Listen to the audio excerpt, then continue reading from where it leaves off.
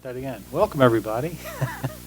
We have a Horsham Water and Sewer Authority here tonight to speak to us about current events and future events, I take it. Who wants to start?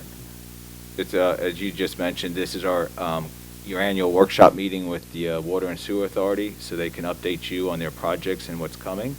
And Tina, you're taking the lead? I am, yeah. Do you have the presentation there, Bill? Yes.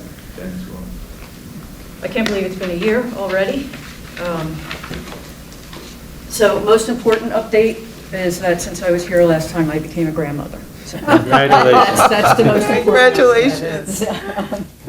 So, all right, Bill, you want to go ahead? I'll just ask you to flip. So I'm going to try and stay within my 45 minutes. Terry's going to be my clock watcher because, as you all know, I tend to talk a lot. So just some general things that I'm starting with. Reported on this last year, but just thought you'd be interested in the change in the number of the numbers we have here. So e-billing, we had put in a new system last year that offers electronic billing, so paperless type billing. We're not where we wanted to be. We're about 400 more than we were last year. But online payments have gone up by we've had about 1,000 people sign up for those. Or another 3,000, I apologize.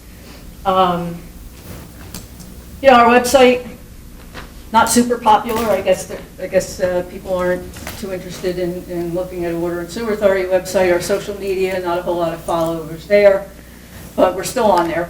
One other general update is that we are exploring a mass meter change out and some meter reading infrastructure improvements. This would probably occur over a two-year period and would actually have about a 200% return on investment over 15 years. So I'll have you go, okay.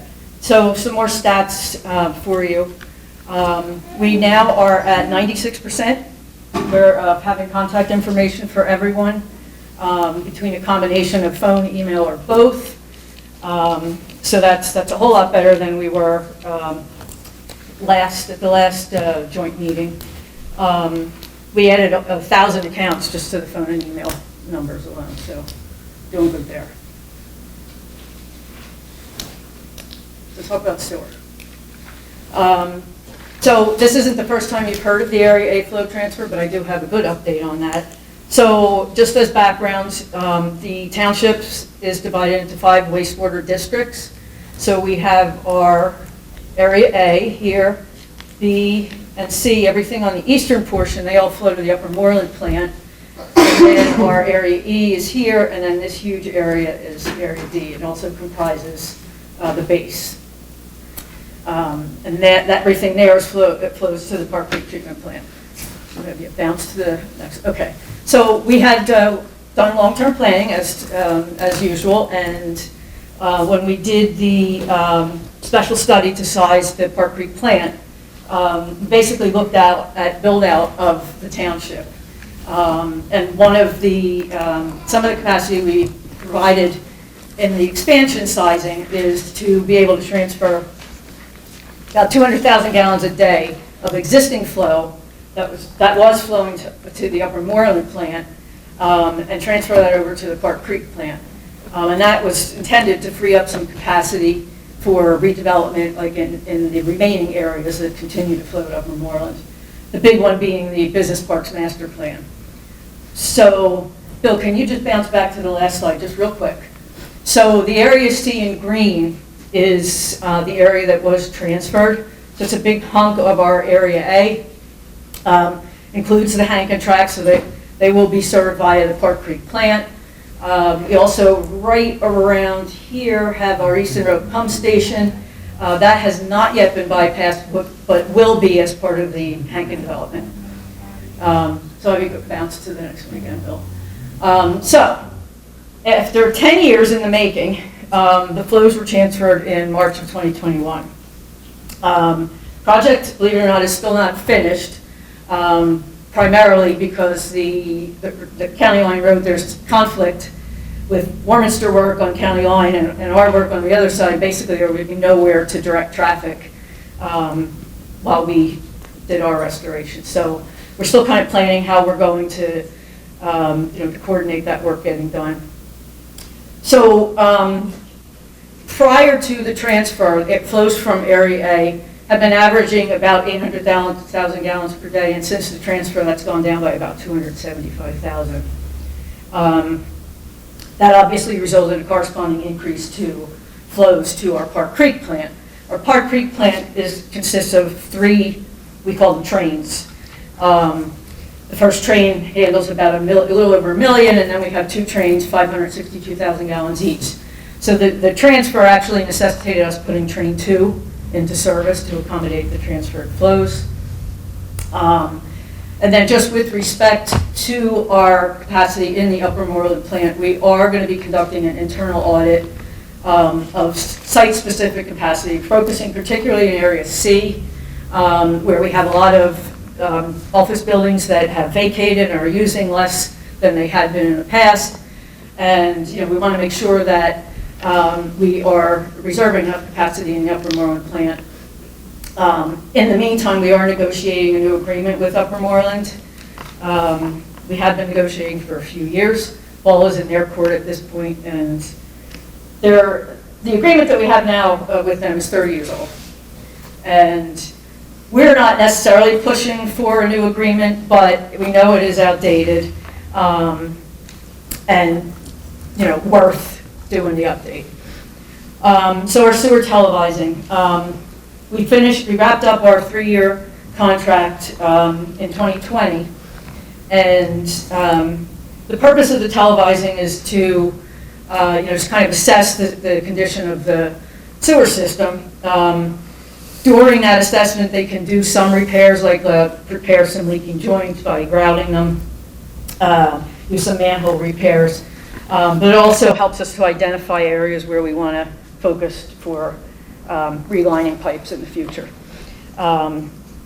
So our annual budget for that is about $200,000. Now in 2021, we were focused on a CIPP project that was ongoing. I think it's in the next slide. But our next contract will start in 2022. And if you recall that map that I showed you, the service areas, that will be a big chunk of the eastern portion of the township, Area B. So what is I&I? I&I is flow into the water system either directly or indirectly, so you can get groundwater infiltration, or you have people sending sump pump water to the sewer, which is a big no-no and somewhat of a problem here in Horsham Township. So it's important to reduce the I&I so it doesn't overload the treatment plant. And it also doesn't use up valuable capacity that you could otherwise use for, say, redevelopment. So in 2021, the project we completed is a little over 2 miles of cured-in-place pipeline, which is basically, it's like replacing the pipe from inside the pipe. It's a resin epoxy kind of. So just some stats there on that. The total contract cost for our phase 1 was $767,000, with the majority of that work being done in the portion of Area A that still flows to the Upper Moreland plant. And that is the oldest section in the township, so we're kind of working our way by age. So these are not super easy to see, but I just wanted to give you an example. So for the first slide right here, so you got County Line Road up here, Blair Mill is here. Green represents where we had the sewer lines completely relined, and then little blue dots are areas where we actually did like 10 to 20 to up to 50, I think, even feet of spot repairs. And then this one here, you've got Maple, Moreland, Meeting House is here.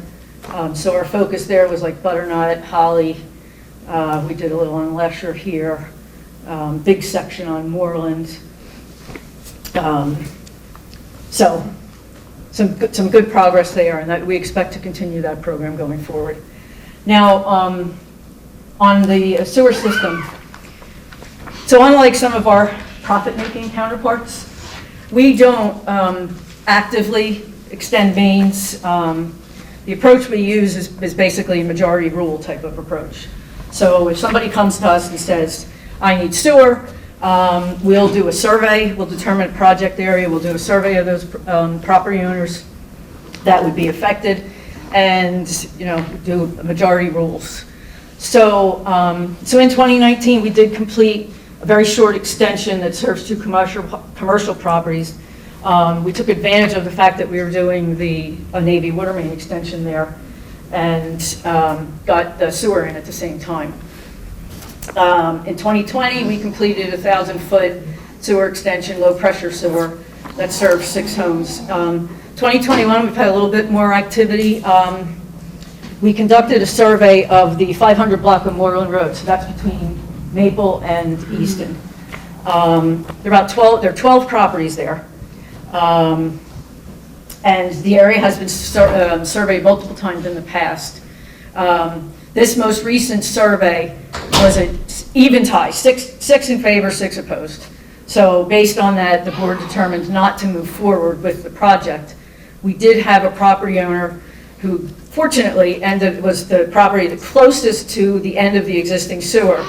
So she actually had to extend the sewer almost 100 feet on her own because her system had failed. We also recently conducted a survey of Herman Road between Norristown and Downey. That's about an 1,800 feet extension serving 11 properties. Votes there were 6 in favor, 2 not in favor, and we didn't hear from 3, but even if all 3 of them were no, we would still have our majority. So we are moving forward with that project in hopes of getting construction started in the spring of 2022. You're all very familiar with the Blair Mill Road widening, Blair Mill Whitmer intersection improvements. So our area C meter pit, which is what measures the flows that leave our area C and go over to Upper Moreland, is located right at that intersection. And because of the widening, the pit is going to need to be relocated. And there are other existing water and sewer facilities, just as there are whenever you're doing a roadway improvement project. So we had applied to the local share, the Montgomery County local share account, to see if there was any money to cover our costs for the relocation. Unfortunately, they had already allocated all the funds that were available. So worked with Bill and your traffic consultant, and we're going to incorporate our relocation work into the overall contract. So it'll save money. It will save, disruptions in traffic. It's all done at the same time, and and avoid what otherwise would have been a logistical nightmare of trying to have 2 contractors in there doing work. So speaking of future sewer extensions, I wanted to just show you real quick. Most of the township is sewer, but we do have some areas that still don't have sewer. One of them being Herman, which you just talked about. We have another area here. This is Butler and Welsh. So that little triangle, there's not sewer. Here, 1150 McKean, and then the 700 block of McKean right around Stong's there.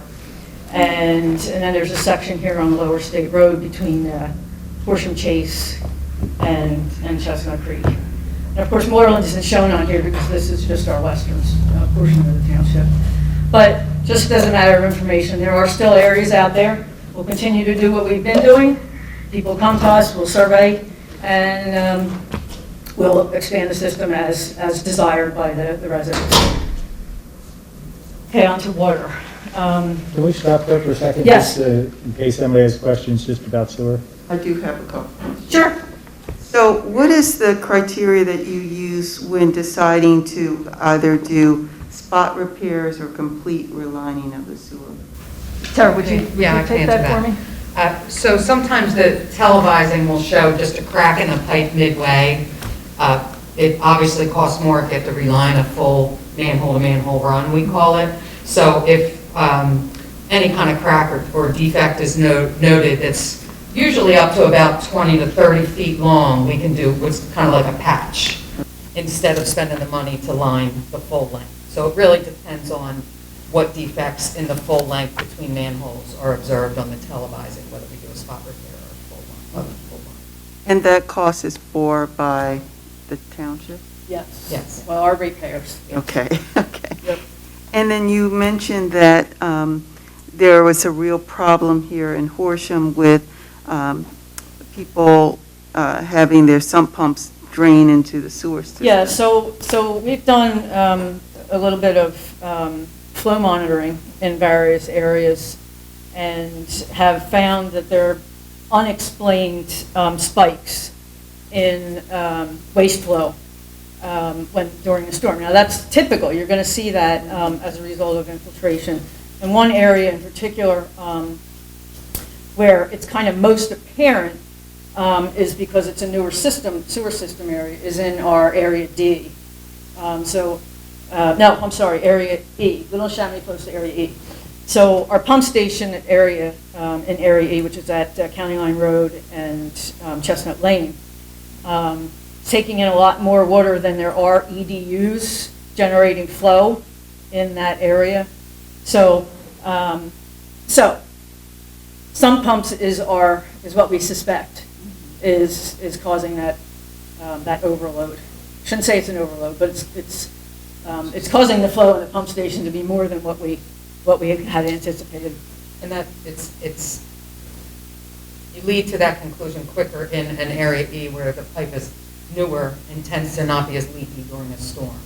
In the eastern end of the system where the pipe is whether by material or age, tends naturally going to be a little leakier. It's harder to tell, but when you have new PVC pipe in a newer end of the system, you just don't usually see spikes like that due to natural, infiltration, storm infiltration.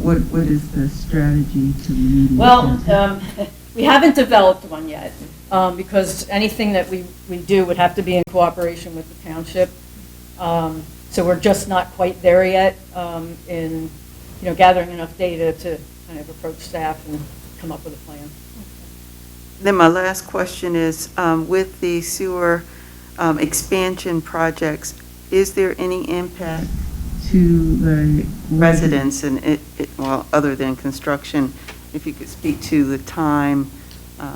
So that's kind of where our approach comes from because as a nonprofit, as you know, the ratepayers pay to support the system. So where there are properties that aren't currently served, the rest of the ratepayers don't pay for the new sewer in order to serve those particular properties. So the cost is assessed to all the property owners that are going to be benefited. The authority carries that cost, so we use our capital reserves to construct the system. And then we offer a payment plan to the property owners who are benefited. And one of the reasons that we take the approach that we do is because it's very expensive. Yeah, that's my next question the property about, owners, on yes. average, how much would the impact be, the cost to residents? I would say on average, and I want to preface this with, it can differ by area, how much rock is there, how deep we have to build the sewer. So there are a lot of factors that would affect that, but I'm going to say roughly $30,000 a house, Oh, my all goodness. in. Oh, my. Yeah. But take it from somebody who has a failed septic system at their home, which is going to cost $60,000 to get replaced. So we often find that we do a survey, and we have a majority of people who don't want it. A year, 2 years later, those people who didn't want it have a failed system, and that's what we have going on in Herman, and that's what we also had happen on Moreland. So it's kind of when you don't need it, you don't need it, but when you do, it's It's an emergency. yeah, And it can't be built overnight. right. It's a tough situation. Yeah. It really is. And as Tina said, the costs vary greatly, but there's a big payback on your property value if you have public sewer. So we do try to, most people understand. Yeah. But it scares people, obviously. But like I said, we do offer a payment plan. to pay it over 5 years.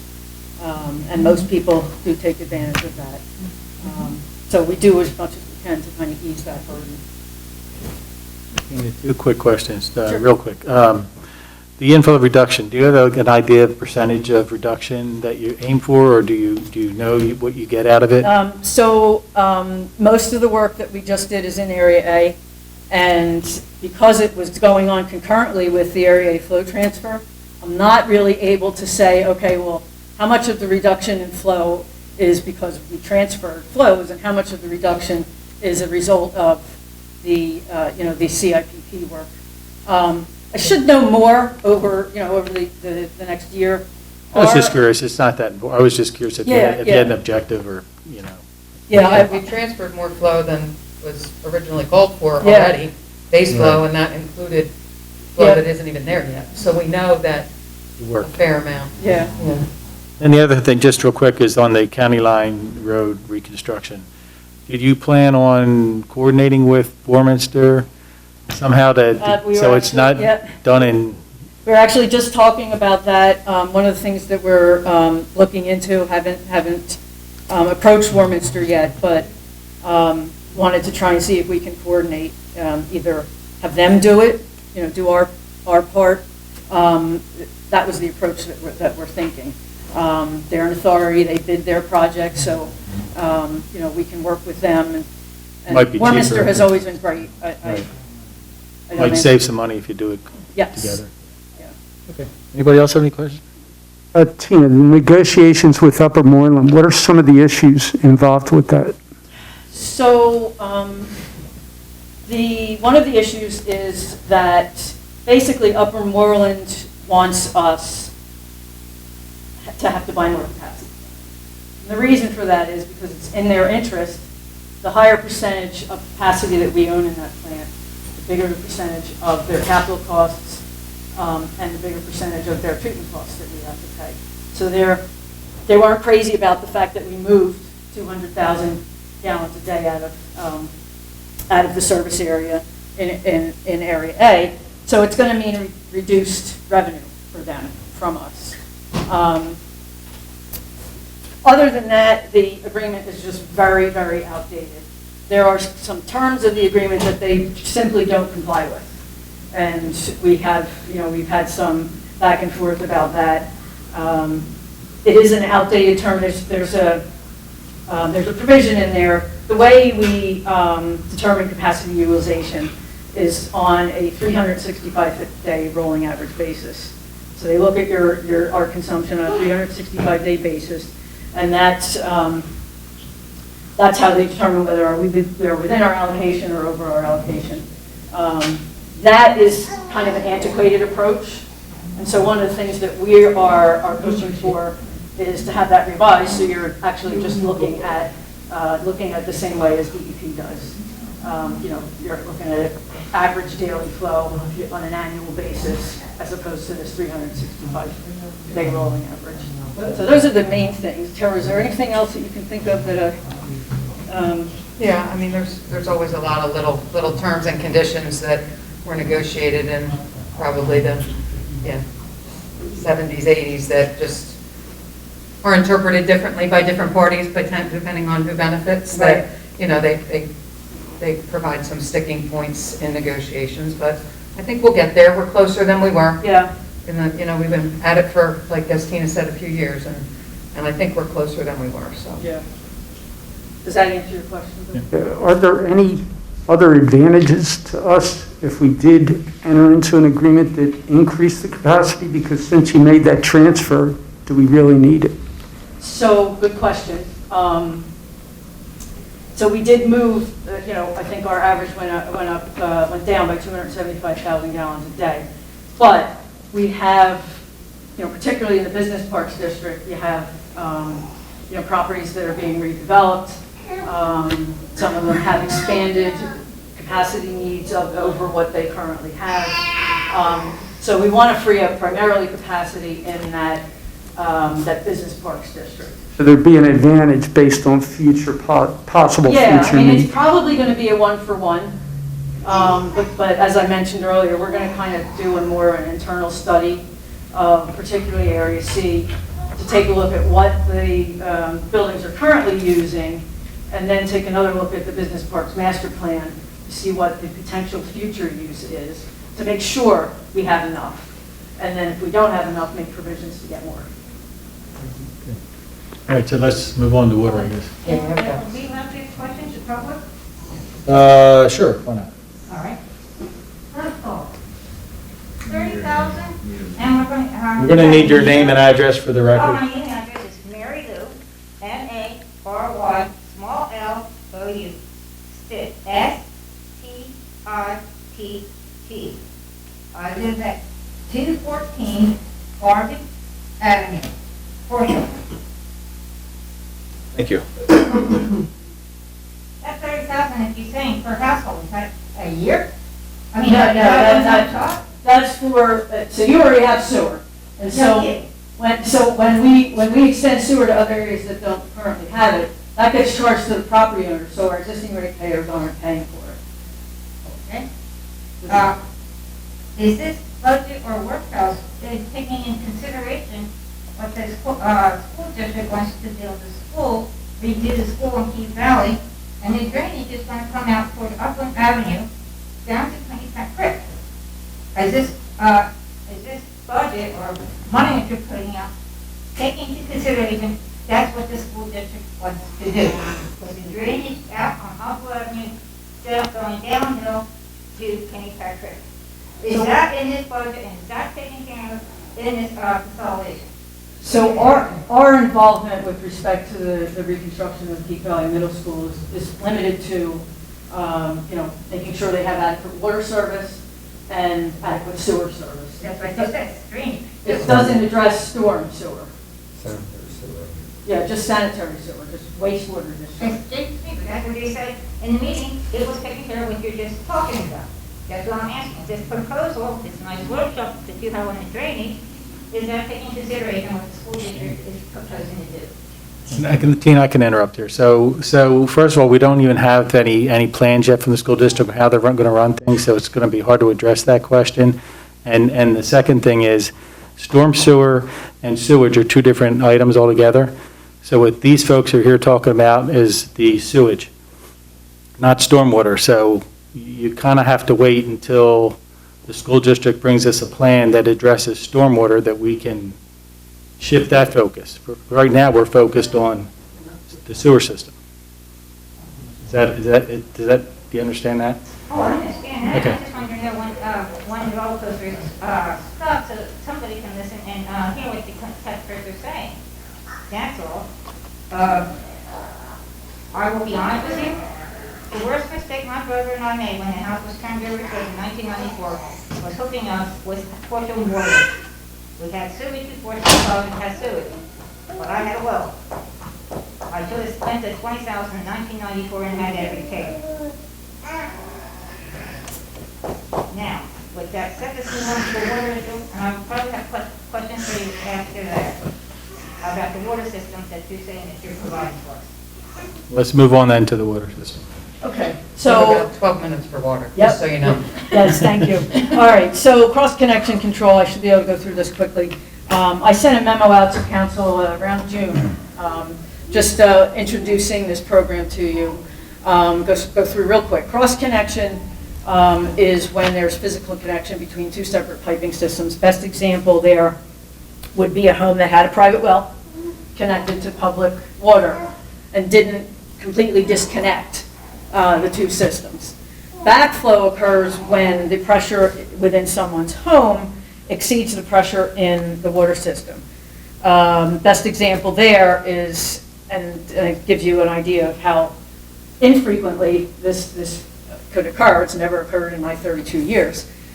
We virtually have to lose all the water in our tanks for the pressure coming out of the homes to be greater than what's going in. So, but it can, there can be events that can cause backflow, and the plumbing code does prohibit cross connection. It does provide for backflow protection.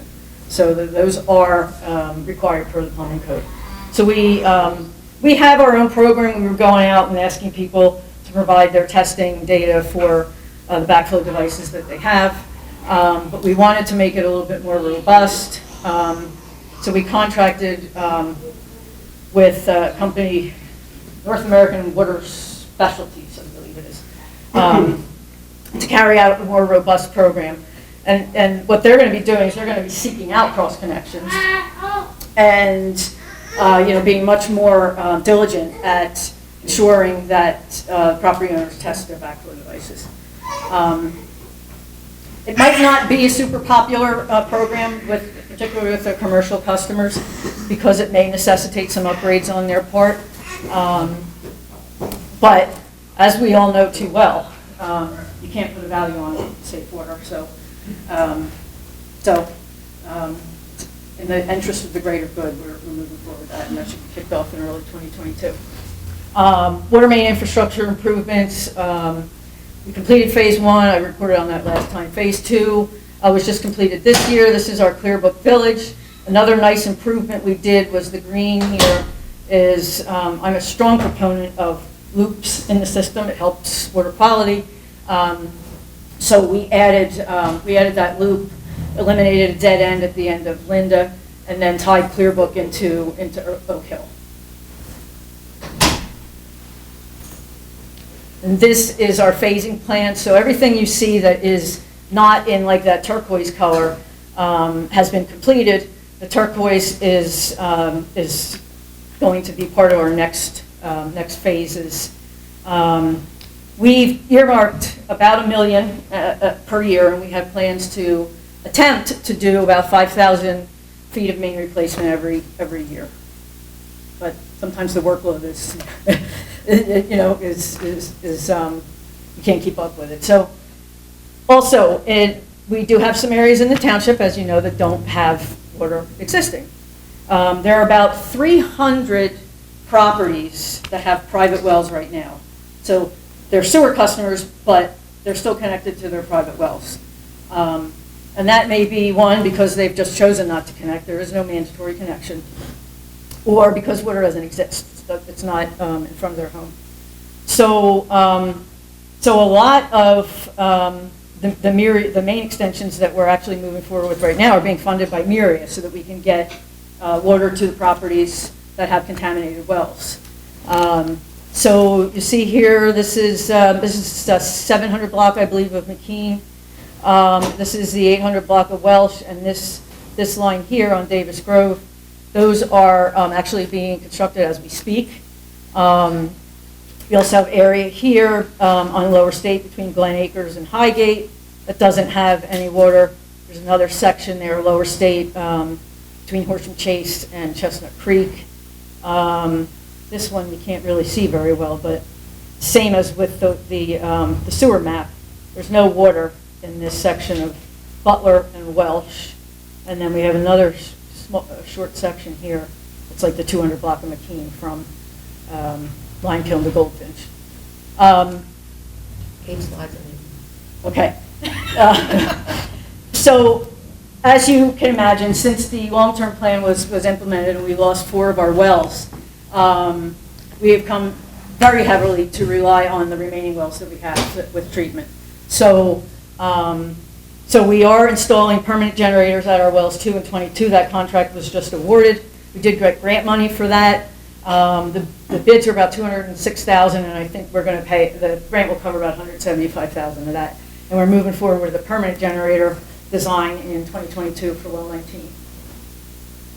Maple Tank, if you've been by there, the painting project is underway. Maple Tank has been out of service since 2018 when it sprung a leak. And it's been a years-long process to work out with the cell carriers to get off the tank so that we can paint it. So we get good revenue from them, but it makes it very challenging when we have to do maintenance on the tank. So we did install a scaffold that allowed the cell tenants to move onto that. They were just given their notice that they're okay to move back. So the coating has been completed. This is our oldest tank and our smallest tank. So during the process of painting, we found some issues that, as you would expect, that we're going to have fixed while they're there. And we expect to have that filled and back in service by the end of the year. Herman was completed in mid-2021, so there's a before and after there. And Whitmer, that's our next one. And that there's 4 cell providers there. Maple was kind of our test case. Whitmer's next. Lead and copper, I won't go through all of this, but basically, because of the addition of treatment systems, DEP put us back to what's called initial monitoring for lead and copper. When you change the treatment within your system, there's concern that it can add to corrosion in internal plumbing. This is very, at the forefront with Flint particularly.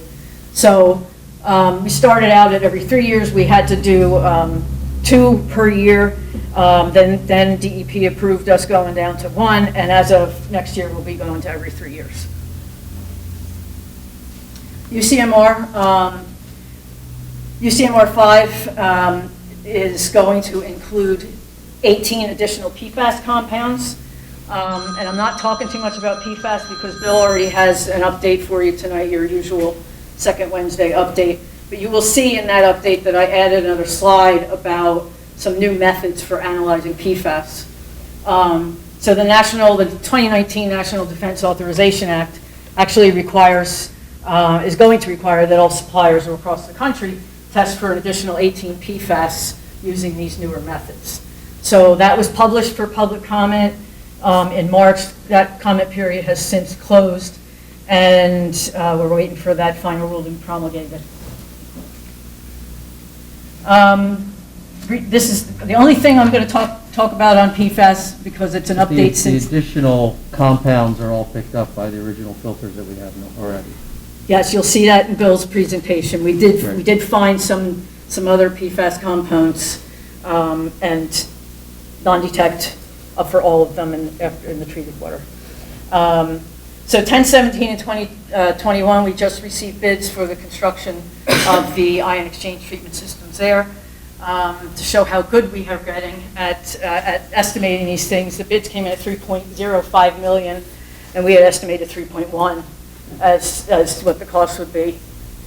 These are Navy funded, and so as you can see, we still have ample money allocated under the Navy Cooperative Agreement to cover that and many other projects. Some COVID updates. So we did suspend shutoffs, penalty, and interest in March of 2020. We resumed interest only in September and then reinstituted shutoffs in May of 2021. So the moral of the story is basically the authority was not really impacted in terms of revenue. Our delinquency did not even increase. Prior to COVID, we had about $320,000 delinquency in bills that were 30 to 60 to even up to 120 days late.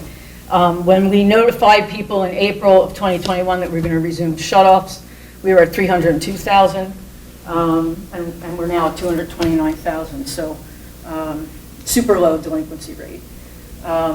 There was changes in consumption, as you can imagine, people working from home, people not working in the business complexes. But we still exceeded our 2020 revenue projections. For 2021, we are trending to come in a little low on our sewer revenue. But another thing we've gotten really good at is projecting revenues. We know why that is because it's most of the non-residential customers where the usage has declined. And for sewer, non-residential customers pay a higher rate. So sewer revenue has been more impacted. Water revenue, we're within 0.1% of our projections for this year. Storm Ida, just a quick update. Park Creek, our treatment plant was on generator power for 5 days. The only really impact on the sewer side was, Keith Valley Road is where all the flow comes down, was taken into the plant. There was a manhole in Keith Valley Road that was bubbling. They refer to that as an SSO, but basically what it meant is there was more water than could actually get into the pipes. And at the height of the storm, we were doing 4.5 million gallons a day, which is twice the capacity of our plant. Water system, High Zone was hit the hardest. But as you can see there, the facilities that were located right in the path of the tornado were all affected in terms of power. To compensate for that, we doubled the flow at the North Wales Interconnect, which is at Welsh and Landfair. And we also activated emergency interconnect on Lower State Road. Well 19 is the only well that we have remaining in service in our high zone. So that was a little challenging. The chlorine boosting system we added at the Lower State Road tank I reported on last year helped us stay in compliance with the disinfection requirements rule. We're required to maintain a 0.2 milligrams per liter chlorine disinfection, chlorine residual in the system, and we were able to do so. So made it through IDA. We were very fortunate. That's it. Any questions here? Looking into the future, Can we have your name and address, please? if, Name and address for the records. pardon me? Your name and address for the records. Yes. MD Hamilton, 102 Drive in Lansdale, Pennsylvania. Looking into the future, if in our lifetime the base is ever cleansed, and there are plans in place, I know, to proceed when that happens, in your crystal ball, do you know how you may handle the increase in sewer and water demands I when that's sure do. developed, or can you look that far ahead? We have. So we did an expansion of our plan that contemplated providing wastewater service to the base based on the plan that was approved, the bubble plan. So that was contemplated. Water, we also did some improvements to the water system that will also allow us to serve that property at full build out, although we know that that's years away. Okay, thank you. Any questions up here? Okay, looks like we hit it right on time. I want to thank you for coming in again. These are always very informative, meetings and keeping us up to date on what's going on. And look forward to all the things you're doing and lots of luck with it, and come back again next year. We're gonna stay for like 5 minutes. Oh, yes, right, you're while here you for the do conditional use, right? Conditional use, Yeah, and then we'll be on our way. yeah, free up some seats. Yes, exactly. Try to go slow.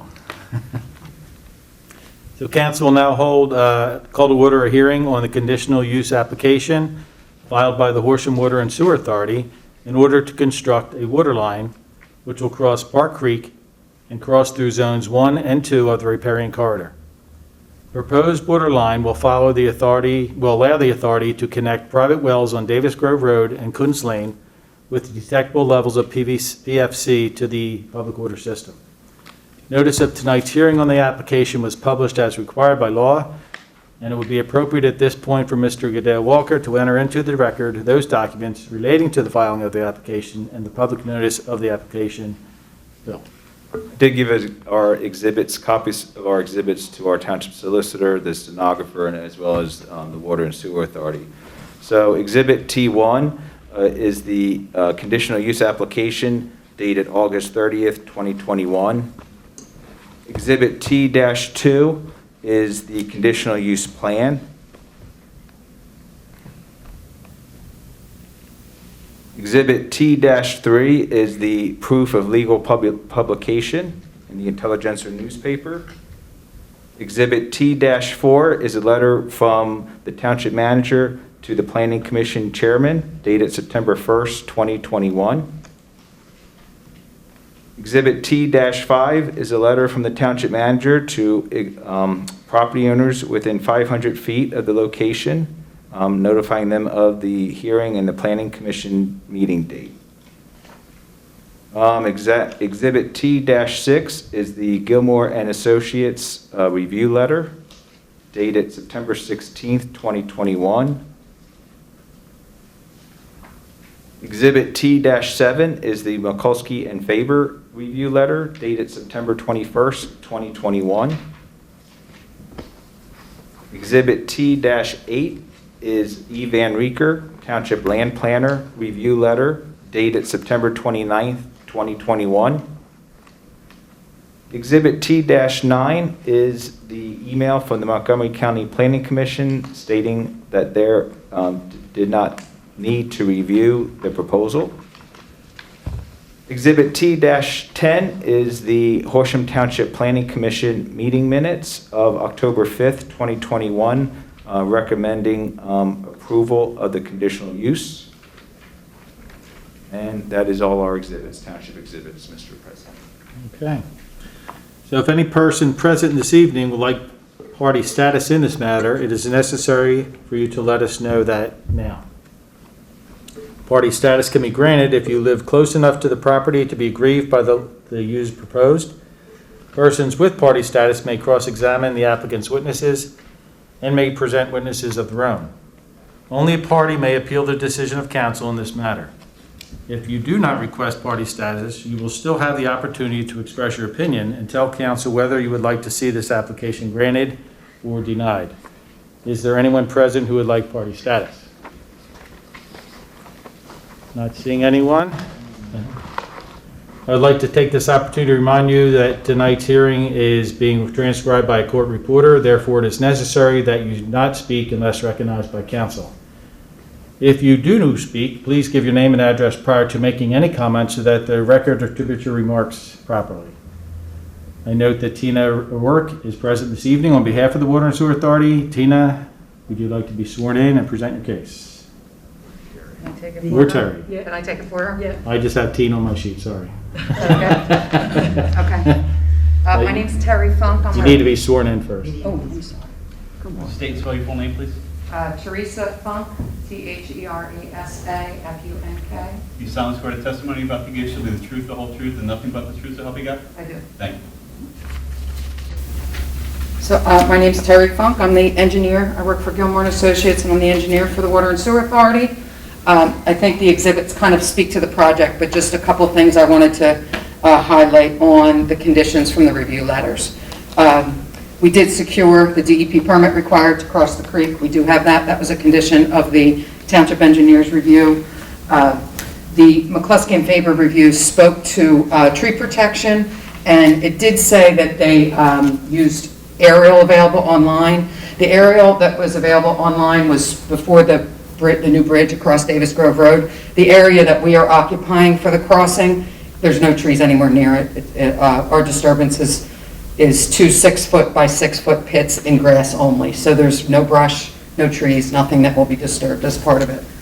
And obviously, we would comply with any condition for restoration. Right now, our plan is to restore to pre-construction condition. And I'm happy to answer any questions if anyone has any.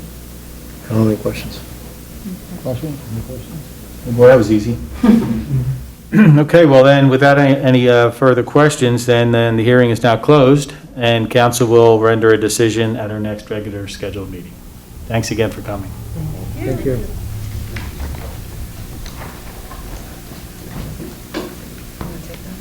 Yeah. All right, we're going to call this meeting to order. Please rise with the Pledge of Allegiance.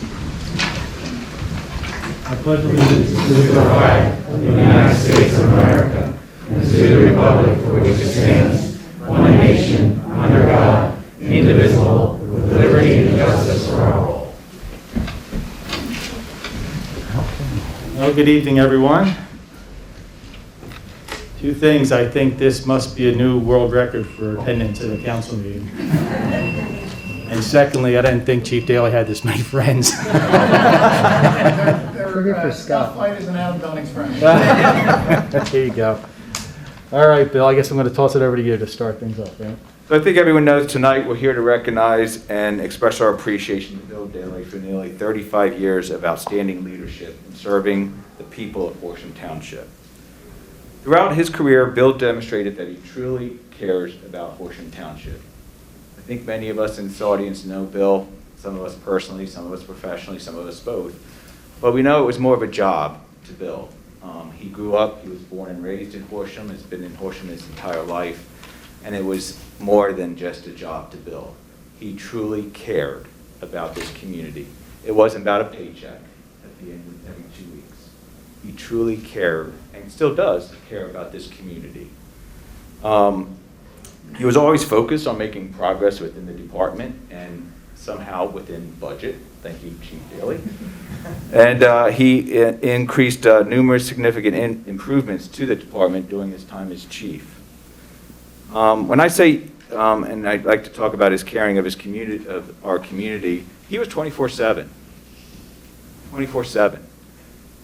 If a resident needed him, needed to talk to him, he'd leave his house at 10:30 p.m., get dressed in his uniform, and go out to that house and talk with that resident.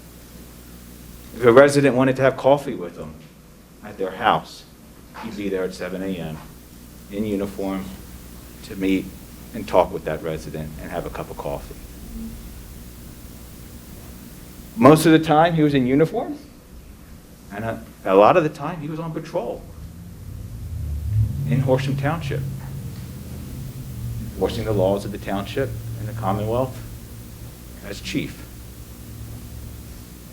And he always made it very clear to any of us who met him that his top priority was to keep this township safe and protect this township.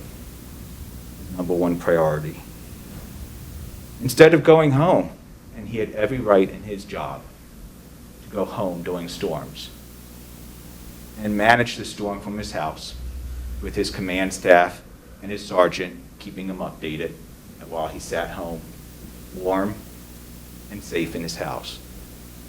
Bill never did that. Bill was out every snowstorm, every flood. He was on the street in uniform. Just this past tornado, this September 1st tornado, he worked all day. The tornado hit Horsham at 5:45. He was here by 6, worked through the night, water rescuing people trapped in their vehicles. At one point, he came into our command center dripping wet, soaked and wet, at 2 a.m. in the morning. He stayed all night and stayed all the next day, just to make sure this community and the people were safe. If a patrol platoon was short-staffed, as chief, he joined the platoon, and he patrolled the township. As chief, writing speeding tickets, responding to calls. Community involvement, endless. Rotary Club events, there's Chief Daly. Chamber of Commerce events, there's Chief Daly. College Settlement, Homeschool Association carnivals, school district events, 5Ks, youth sports, there's Chief Daly. So we thank Chief Daly so much for looking after our community, residents, and businesses. At the same time he's doing all of that for our community, he's watching over his own officers. He truly, truly cared about each and every officer of his department and still does. Whenever any officer was sent to the hospital, even if it was they got just rear-ended and they went to the hospital for evaluation, whatever Bill was doing, whatever was going on in Bill's life stopped, and he headed to the hospital. If he had one of his officers ill or injured with an injury off duty, Bill would be at the hospital. Bill knew everything going on in his officers' personal lives, not everything, but marriages, new births, and he was always happy to send those emails out to all the Horsham family.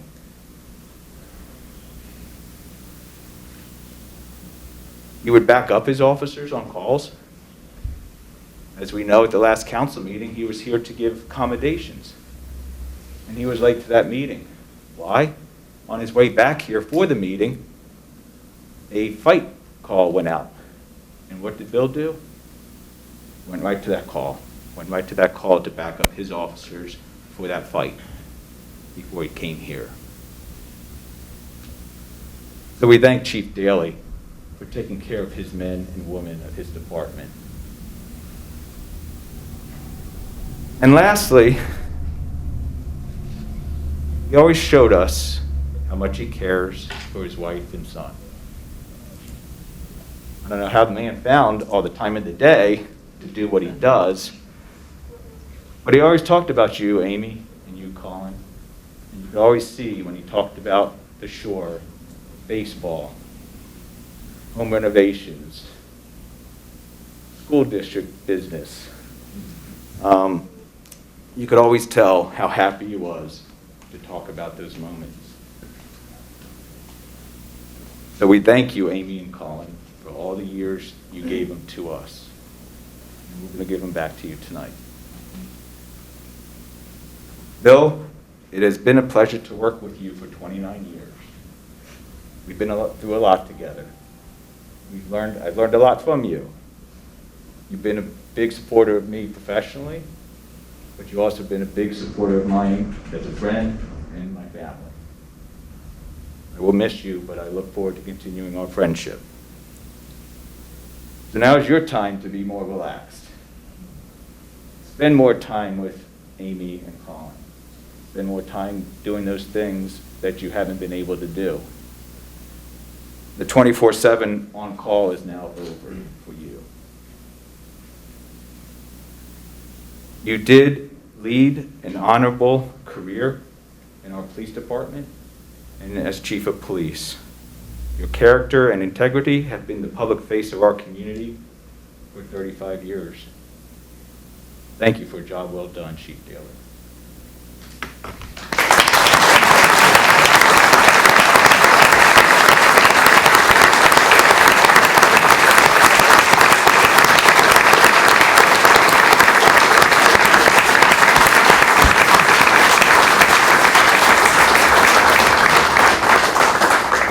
Okay, I believe we have Todd Stevens, Representative Todd Stevens here.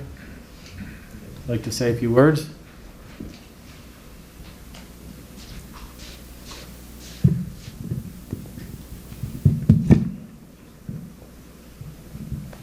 Thank you. Not sure who to turn my back to, whether it's... Turn it back to us. What'd you say? Look at them. All right, You know what perfect. you look like. Got it. It is really my great pleasure and honor to be here tonight to recognize an outstanding career for a really good friend. And, you know, I had the opportunity to work with Chief Daly first as a prosecutor in the Montgomery County District Attorney's Office when he was here. We worked many, many cases together and really had a great opportunity to get to know his professionalism, his dedication, his commitment to his department, to our community, all along the way. Over the last 11 years as the state representative, I've had the real pleasure of continuing to work with Chief Daly on the legislative front. And for most of you, you might not be surprised, he's not shy about picking up the phone and calling me when there's something that needs to be changed in the law, and I suspect that won't change with your retirement, and I appreciate that very much. The one thing you could always count on from Chief Daly was an honest, straight answer. And that was just really, really helpful over the years.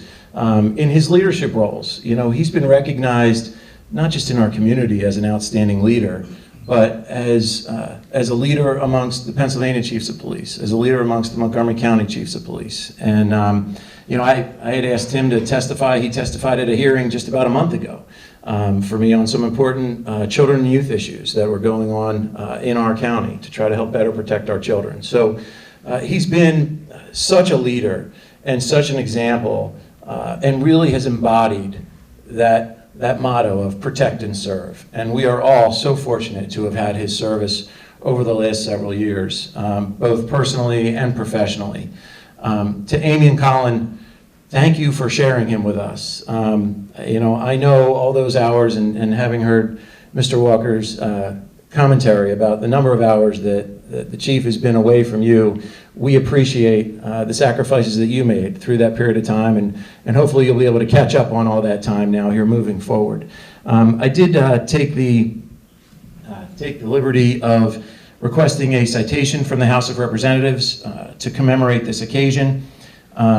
I won't read the entirety, but it details his educational history, his accomplishments, his leadership roles, both here in Horsham and, as I mentioned earlier, in the PA Chiefs, the Police Chiefs Association of Southeastern PA and elsewhere. But I do just want to read one sentence here that I think might be two sentences. Chief Daly faithfully displayed great loyalty, commitment, and professionalism in the performance of his duties as a member of the Horsham Township Police Department since his enlistment. He served with consummate skill, upheld the laws of this Commonwealth, and served as a role model for all those who aspire to a career in law enforcement. And I know that, with all the time I spent with the chief, it's one of the things that was so important to him, that, he lead by example, and that his officers, receive the respect that they deserve. And I think as you drive around Horsham Township, you see all those signs, proud supporter of Horsham Police. And a big part of that is due to Chief Daly and the professionalism and the dedication that he has instilled in all the men and women that serve our community. So, Chief, thank you so much for your service. I look forward to our continued friendship. There is one typo on this citation. It says it needs to be transmitted to your house here in Horsham. I guess I should have him change that to Sea Isle City, but we'll get that correction made. Chief, thanks so much. Congratulations.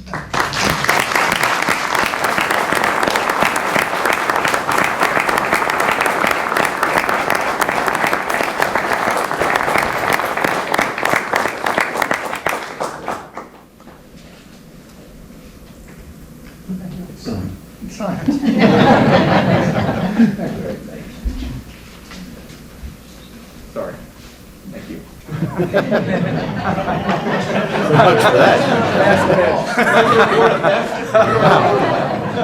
He giveth and he taketh away. It'll be on display next Wednesday evening. Next up, Jim Rue from the United States Navy. Jim.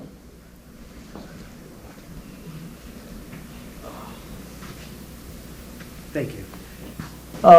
Unfortunately, the BRAC director couldn't be here tonight, but he asked me to present the chief a letter of appreciation. And I can tell you, I work at the base every day, and I've had, for 11 years, the chief has been nothing but supportive, and I can't thank him enough. But as good as a chief he is, he's even a better friend. So I want to thank you for everything. But this is from Greg Preston. He wishes he could be here, and I'd like to read it to you. From the Department of the Navy. Dear Chief Bill Daly, on behalf of the Naval Facilities Engineering System Command, BRAC Program Management Office, BRAC PMO, I would like to extend our sincere appreciation for your longtime safety and security of former Naval Air Station Joint Reserve Base and ASGRB Willow Grove. Following the September 2011 closure of the NASGRB, the Horsham Township Police Department, under your leadership, has provided an exemplary partnership for the concurrent jurisdiction of the closed installation. You've displayed outstanding support by providing security patrols, countless police responses, and many hours of vehicle and personal protection along Easton and Horsham roads during inclement weather and facility emergencies, and that includes my calls to him with all kinds of issues. Your proactive base-wide law enforcement response plan was evident during your hands-on leadership was on full display during a community protest. Your proactive base-wide law enforcement response plan, coupled with your willingness to personally engage a large crowd of protesting drone usage, quickly de-escalated a potentially volatile situation. It was amazing to watch him walk right into a huge crowd of people that were not happy. So, he really did a great job. It is clearly evident that your expert leadership was vital and critical to the Navy's successful record of zero trespassing and vandalism issues at the former NASGRB Willow Grove site.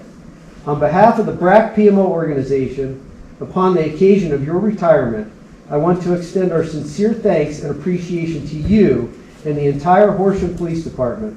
The exceptional law enforcement services and true partnership between the Navy and the Horsham Police Department has been truly outstanding. In the Navy, the expression Bravo Zulu is used to recognize exemplary performance. And I extend a very sincere Bravo Zulu, Chief.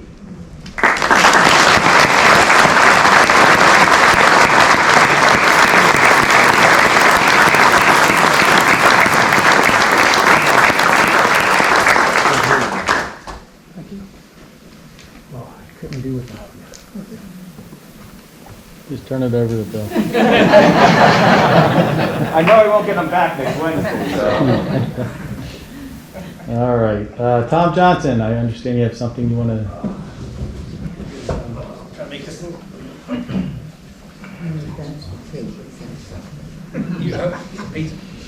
The box has been inspected, so you guys are okay.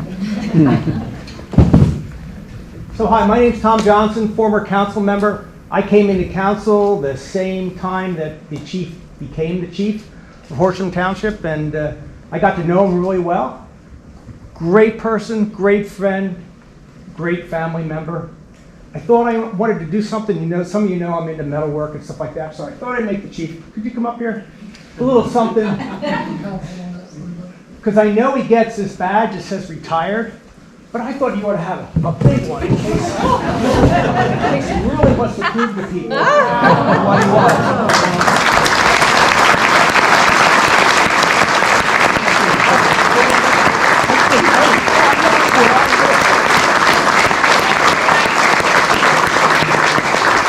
The only disappointing part tonight for me is that I guess my get out of jail free card is just going out.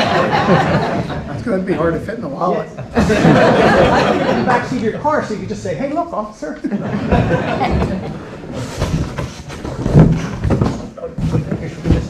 Yeah, I guess so.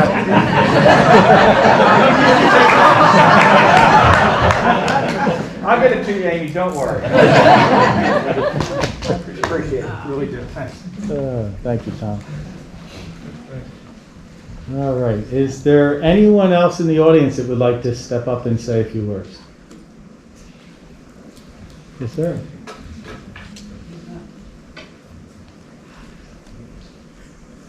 I know you all realize Chief Daley's accomplishments, but the township is better off than it was at one time, because you now have a K-9 organization, you have a bike patrol for the parks, you have motorcycle officers. All these and so many more that I can't think of, you owe to Chief Daley under his tenure. So the Horsham people can feel confident of all the things he's done in your interest. So I think he deserves a round of credit for all the things he's accomplished, and Chief Fida has tough shoes to fill, but I'm sure he'll do well. Thank you.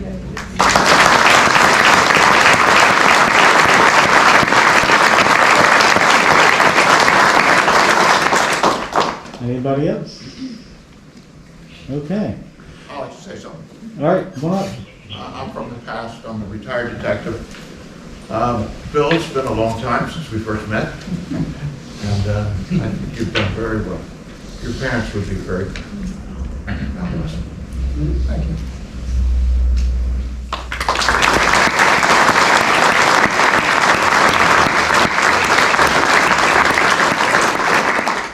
Anyone else? I guess they're all here for Mr. Fida. Oh, goodness. So, Bill, just wanted to say thank you, and thank you to you and your family.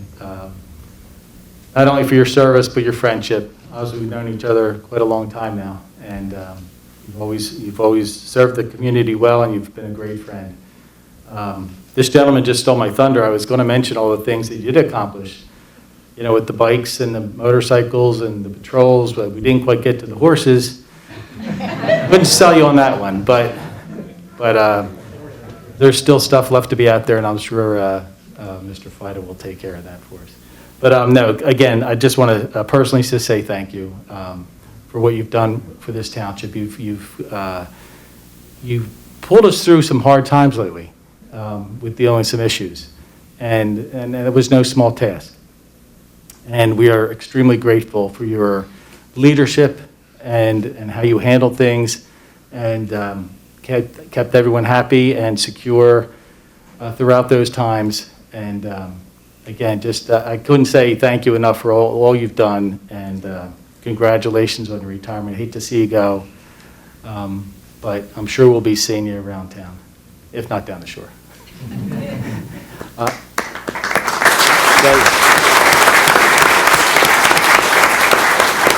Anybody else on council, you want to just go down to Bill?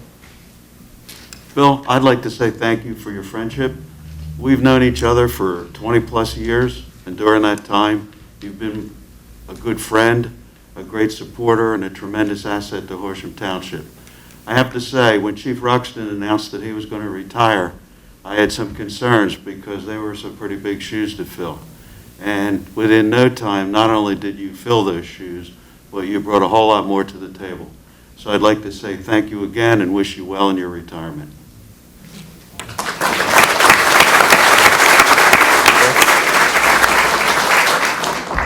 I'm gonna take my mask off if that's okay with everybody. Bill just stole my line. You had big shoes to fill. Bob Ruxton used to talk about Horsham as a community, but more so as a family. And I look around this room with retired officers, current officers, and you're what makes Horsham special.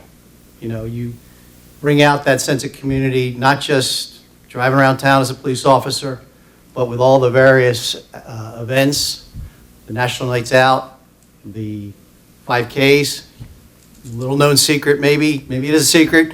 He and I have run, he was my running buddy for I don't know how long. I don't know why you stopped running, because it made me stop running. We're both getting a little fat and gray and all that. But we've spent a lot of good times together. He ran a 10K, by the way, in Philadelphia. So if you look at him and think he's not a 6-mile guy, he did it. I beat him, but he did it.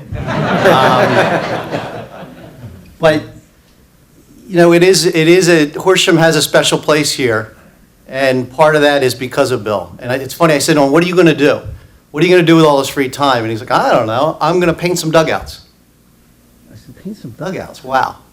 And that's, you know, it speaks a lot about Bill. He's a humble guy.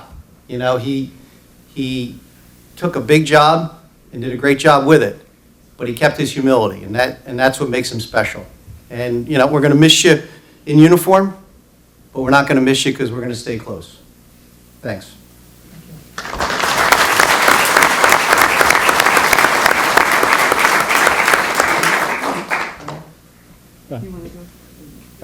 And Bill, I would just like to say that in the time that I've known you, and I better take this off too. In the time that I've known you, I know you love Horsham Township. And I know you love the people in our community. I see it. And that care carries over to the Horsham Police Department. All of the areas of engagement with our citizens, like the Citizens Police Academy, the Horsham Chats, and your support of all these programs, especially, Bill, the ones that help the less fortunate in our community. You're there, and I think that really garners so much support and respect by our residents. And I think it's led to Horsham Police Department becoming one of the most respected police departments in all of Pennsylvania. And I think that we owe you so much for making that possible. Thank you, Bill.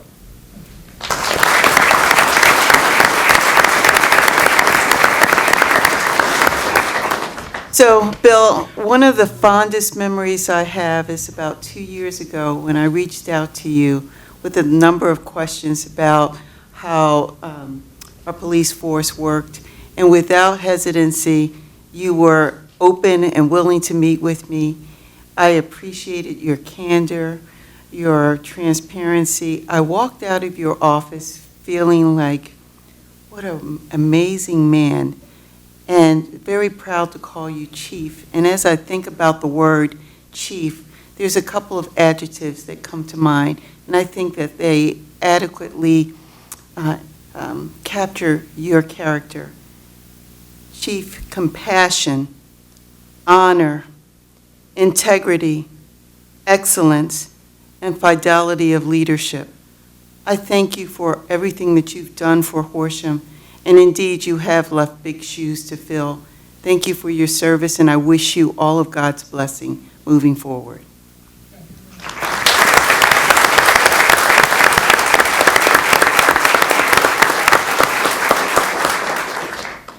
Okay, I know you just love all these accolades. He's dying to get out of here, I know he is. But they're going to keep coming.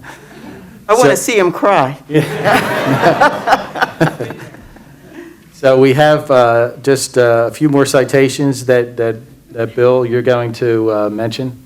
We had a few officials that were unable to attend this evening, and as of Chief Daley's condition to have a retirement party next Wednesday, he said there's no presentations and no speeches, so we'll get this out of the way this evening too. They are not long, but unfortunately these officials could not make it tonight. So from the United States Senate, this certificate of special recognition is presented to Chief William Daley, Horsham Township Police Department, honoring 35 years of distinguished law enforcement service. Thank you for serving your community and country. Date October 13th, 2021. United States Senator Patrick J. Toomey. Also, Senator Maria Collette could not be here this evening either, but this is from the Senate of Pennsylvania. I will not read this all. Whereas Chief William Daley is being lauded upon his retirement from the Horsham Township Police Department, concluding nearly 35 years of dedicated service. And whereas since his enlistment, Chief Daley faithfully endeavored to preserve and protect the health, safety, and welfare of his fellow citizens. In the finest spirit of public service, he demonstrated exemplary knowledge, ability, and integrity in carrying out his many responsibilities and earned deep respect and gratitude for his tireless devotion to duty. Now therefore, the Senate of the Commonwealth of Pennsylvania congratulates Chief William Daley upon his well-earned retirement, affirmatively states that he served the Horsham Township Police Department and the community at large with distinction, offers best wishes for a most rewarding future. Dated October 7th, 2021, signed by Senator Maria Collette and Senator Jake Corman, President. The final one is from U.S. Congressman Brian Fitzpatrick and the House of Representatives. The flag of the United States of America. This is to certify that the accompanying flag, which you will also get after next Wednesday, or the new flagpole, Amy, that will be put up in your front yard. This is to certify that the accompanying flag was flown over the United States Capitol at the request of the Honorable Brian Fitzpatrick, Member of Congress, on October 15th, 2021. Presented to William Daley, Horsham Township Chief of Police. Congratulations on your retirement from the Horsham Township Police Department after 34 years of service. Your distinguished career exemplifies your commitment and dedication to serving others. Your legacy will be a guiding light to our current and future leaders in law enforcement. U.S. Representative Brian K. Fitzpatrick. Okay, so finally, we have our own proclamation that we'd like to present to you tonight. Whereas it is with great pleasure that we recognize William Daley for his many years of devotion and service to our community on the occasion of his retirement. William Daley began his career with the Horsham Township Police Department in 1987, serving as police officer, promoted to sergeant in 1998, lieutenant in 2004, the department's first deputy chief in 2013, and chief of police in 2014. During his time as Horsham Township Police Chief, William Daley has implemented numerous programs, including the Bicycle Patrol, K-9 Division, Motor Patrol, a full upgrade of the department's computer system and server, additions of computers and patrol cars, expansions of DNA testing, and computer and phone forensics. A U.S. Air Force veteran and product of Hatboro-Horsham School District, lifelong resident Bill Daley holds great admiration for our community and our residents. Mr. Daley continued to show our community policing program with Project Blue Light, Citizens Police Academy, National Night Out, candy distribution on Halloween night, and the implementation of the School Resource Officer at Hatboro-Horsham High School. His 34 years of experience and service brings great credit to himself, his wife Amy, and son Colin, and Horsham Township as well. William Daley has been an essential piece of what makes Horsham Township a better place to live, work, and visit. On this occasion of his retirement, we thank William Daley for his outstanding leadership and dedication to serving and protecting the citizens of Horsham Township, and offer our best wishes for success in all his future endeavors. We are honored and privileged to thank him for his many years he has dedicated to serving our community. Once again, Bill, thank you.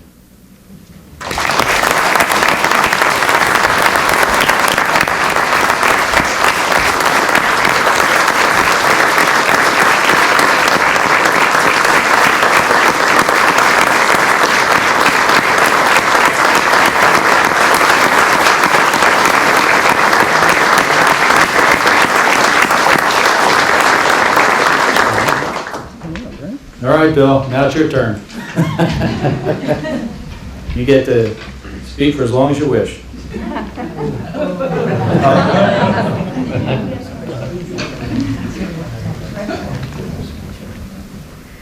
Good evening.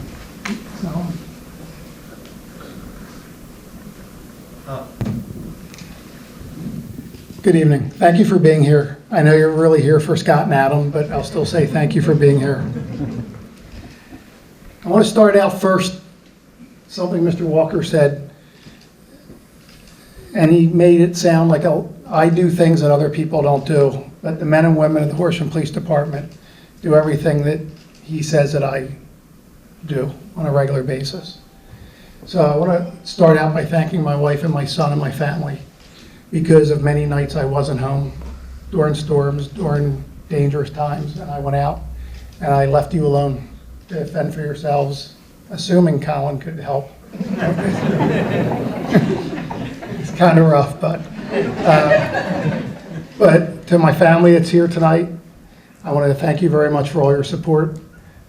Sis, many times I came to Christmas dinners in uniform because I was working when I was younger, and couldn't pull rank and get off the street on Christmas Day.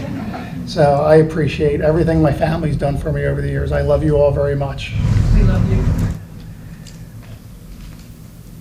Before I talk about other people that are in this room that would be the people I'd like to say something to, the men and women of the police department, our council, our volunteers, chats, fire department, other police chiefs and other departments that are here, I want to talk to the citizens.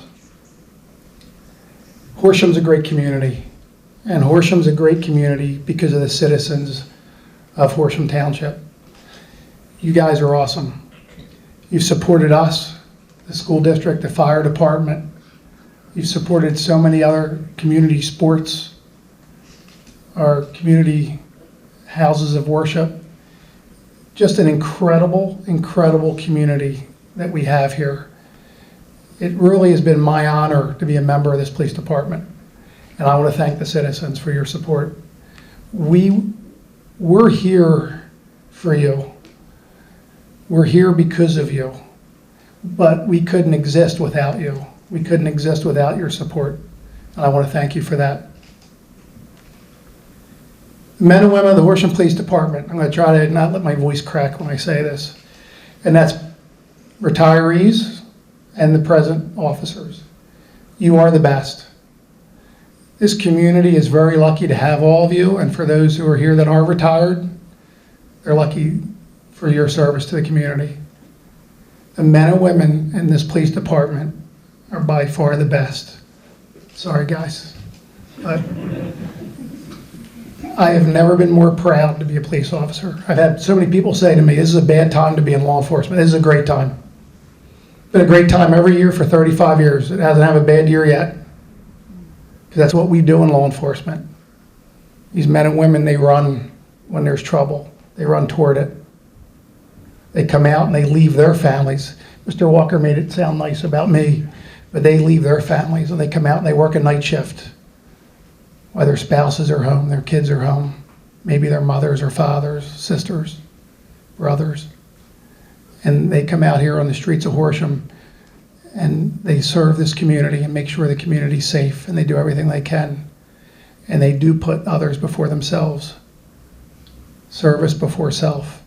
And the men and women of this police department, I will always have a piece of you with me in my retirement. I'll never forget any of you. I'm better because of you.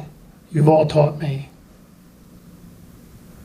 Retired Detective Jim Vincenti, I've known him maybe the longest, and that's because when I was 16 I ran into a little bit of trouble. And for the first few years I really didn't like him a whole lot.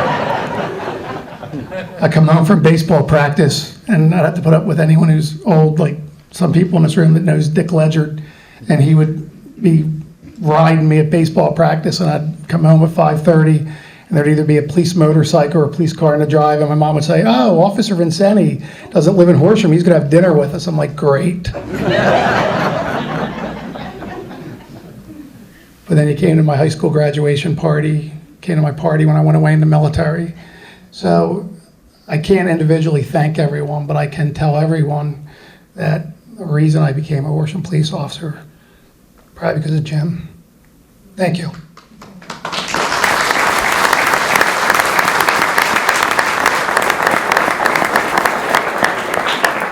To Mr. Walker, members of council, thank you very much for all you've done for me.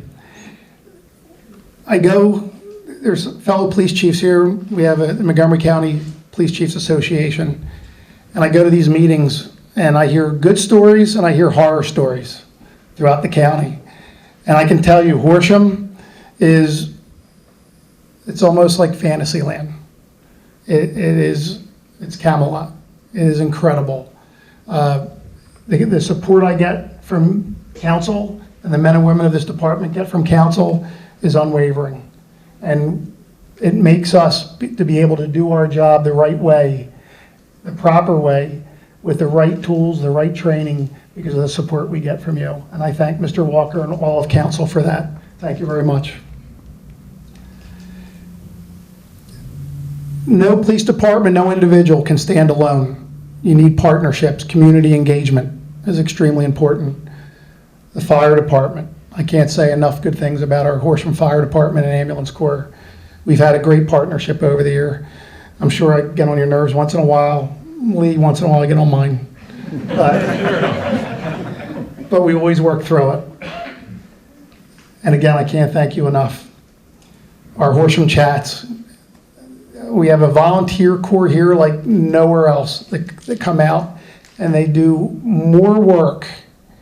Every time I see them at a detail, they're doing more and more and more. It's a program that just keeps growing, growing, and growing. And again, the whole police department benefits from chats. All of our citizens benefit from chats. I thank you very much for that. To all my fellow police chiefs, police officers from around the county, I do thank you. Again, partnerships are so important. When we need help, you guys come running. When you need help, we come running. It is a great, great career field we're in. Just think about this. So we're always talking about police cars, Chevys, Fords, what we're going to buy, what's the best car to get. Could you imagine an engineer for Ford, because they're having a braking issue, calling Chevy's engineer and saying, hey, I'm having a braking issue, can you help me? It just doesn't happen like that in the private sector. But we do it all the time. Call each other, we bounce things off, we ask for help. Because if something's happening in Horsham, it's probably happened somewhere else. So all my colleagues, thank you very much. I'm very humbled to be the chief of Horsham, but I'm actually more humbled just to be a police officer in Horsham. All of our department heads, we work very well together in this township. And again, that's a lot because of Mr. Walker's leadership, bringing us together. And I want to thank the department heads, all the other departments in the township that have helped us through numerous events that we wouldn't be able to do without the help from other areas in the township. It's going to be hard to walk out the door. I know others have done it. I was actually going to tell Deputy Chief Fighter that I've changed my mind. And I was going to stay. I think by law I have to go on December 31st. But again, this department is in great hands under Scott's leadership. But again, this department's in great hands because of the men and women that you see around this room that are out in the lobby. This is the greatest police department, the greatest men and women. Officers, civilian staff, thank you very much for everything you've done and that you continue to do. You are the best. Thank you.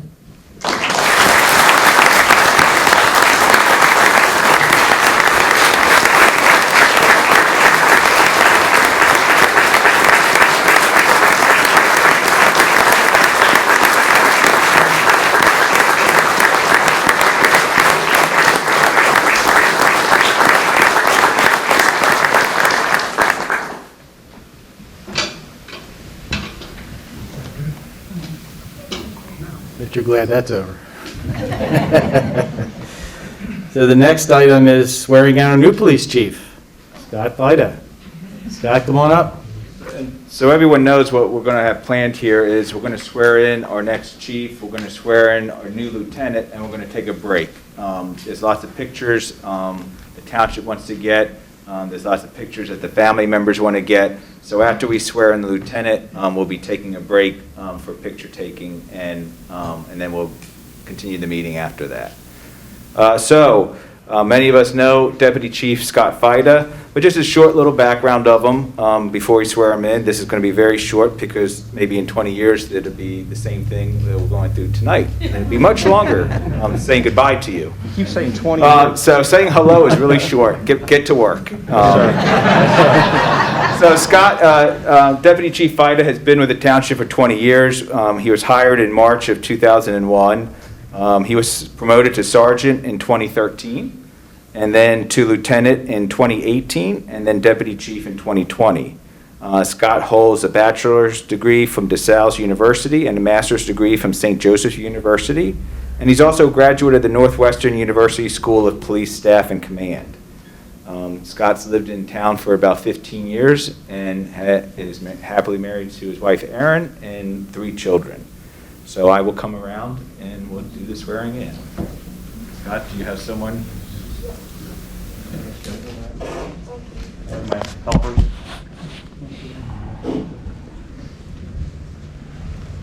Thank you, sir.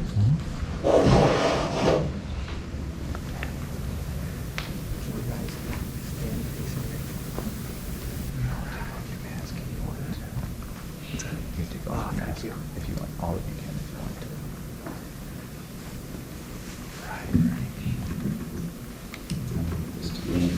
Picture, but right now it's become immediately clear. You move over here. No. Here she is. Yep, there you go.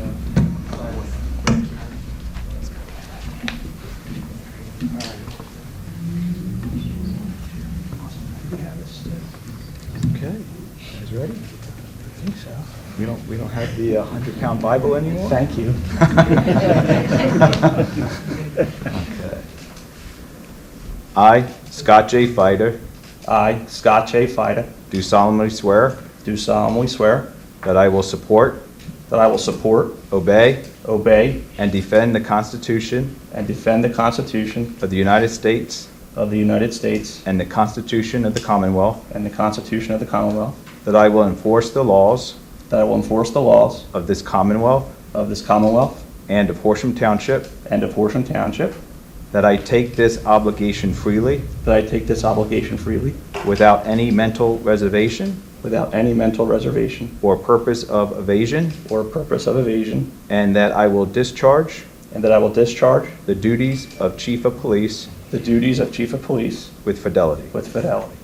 I do further swear I do further swear that I will uphold, that I will uphold, obey, obey, and enforce and enforce the law the law without consideration without consideration to a person's race, to a person's race, color, color, sex, sex, religious creed, religious creed, sexual orientation, sexual orientation, age, age, national origin, national origin, ancestry, ancestry, handicap, or disability. handicap, or disability.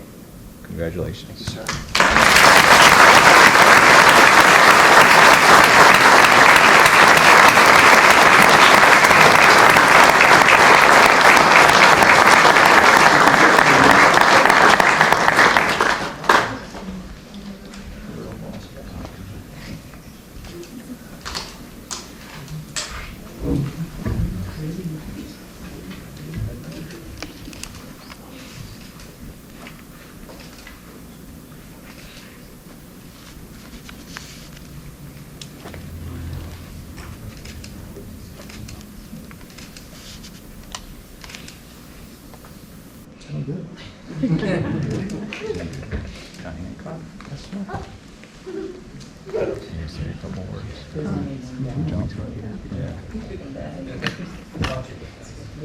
Hey, welcome aboard. One more to sign. Where's me? My copy. There's always more paperwork. Sure is. Thank you. Congratulations again. I know it's hot in here. Congratulations, Tom. Thanks so much. Thank you.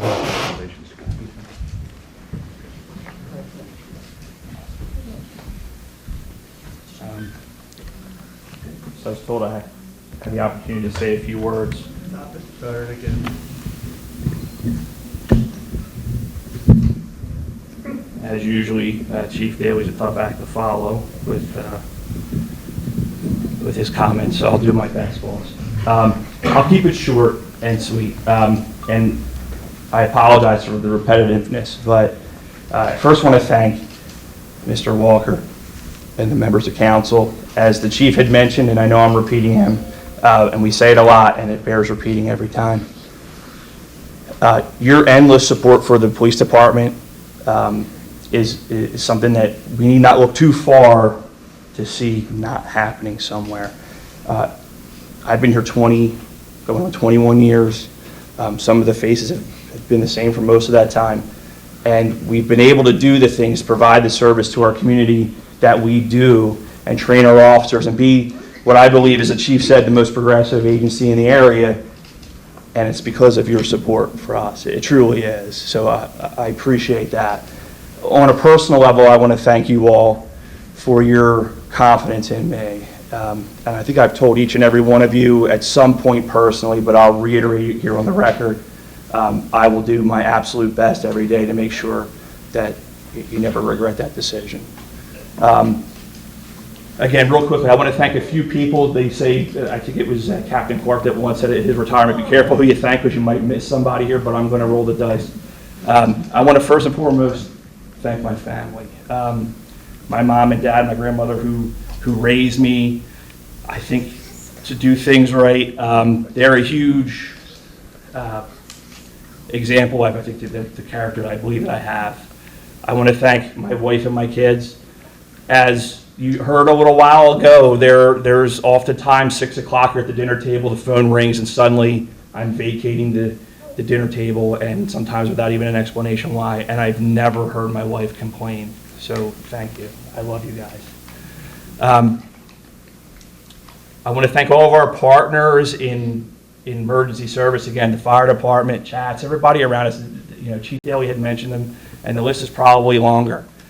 But, you know, it took me not long to realize how all these different organizations and volunteer groups work together, and it benefits the citizens. So I'm looking forward to that continued partnership. And then I'll wrap up here. To the men and women wearing the Horsham badge out here, past, present, thank you for all the work that you do. It truly is an honor to be able to be the chief of police of this department. And you guys make it easy because of the character of who we have wearing the badge. So thank you all. And I'll tell you, I'll do my best to make sure that you guys don't regret this decision either. So thank you so much.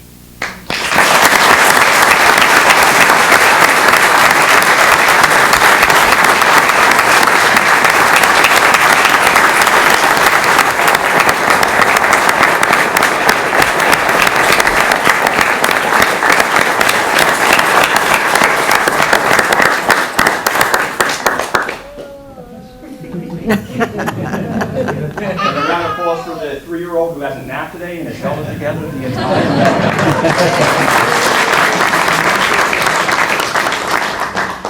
day. Okay, so now we're going to swear in the next police lieutenant, Mr. Adam Dunning. And that'll be done by Chief Vida. So get right to work. Come on up, Adam.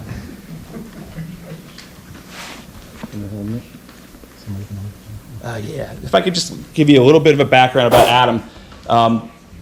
Anyone in blue in this room knows Adam Dunning. I could make a list 3 pages long about the accomplishments that Adam has under his belt. But I'm told that we don't have that much time, so I'm going to keep it short. Adam is a graduate of North Penn High School. Tell me if I get any of this wrong. He came to us in 2000. He started as a dispatcher, was hired as a police officer in 2000. He worked in just about every division you can think of. He worked in patrol, in traffic. In 2011, he was assigned as a detective to our criminal investigations division. He spent a good 7 years there until he was promoted to sergeant, and he stayed there, did such a phenomenal job as a detective that he stayed in detectives as the commander of the CID unit, which brings us to today. Again, his resume, if I stood on it, I'd be 2 feet taller than I actually am, but he, among his many accomplishments, was a member of the Internet Crimes Against Children Task Force. He was a member of the County Accident Reconstruction Team, and he has been instrumental in developing our computer forensics and mobile device forensics system to what I believe is to be the best in the county. It's unmatched, and that is all because of Adam. This past year, I've had great mentors, Chief Daly, other chiefs in the room, who said that you're going to have to make a lot of difficult decisions as a chief. I'm lucky that this one is probably one of the easiest I'll ever have to make in promoting Adam Dunning. And I don't think that surprises anyone in the room who knows. So you have somebody who wants to hold the Bible? Let's get to business.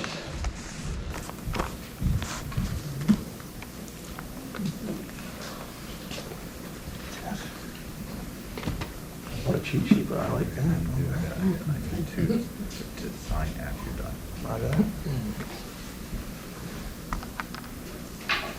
Okay, could you place your left hand? Repeat after me.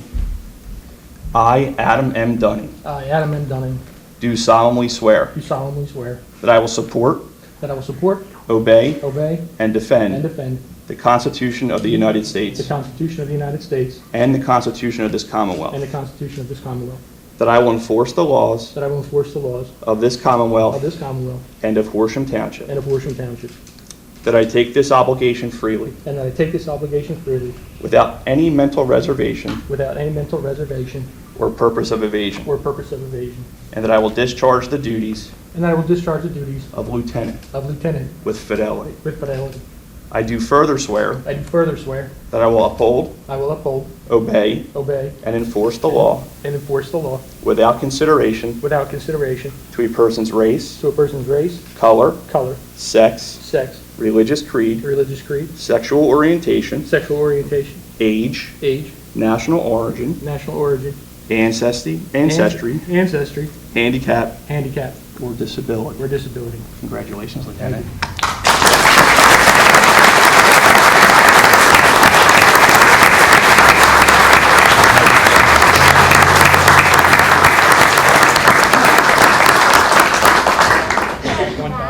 Safe to assume you're doing double duty?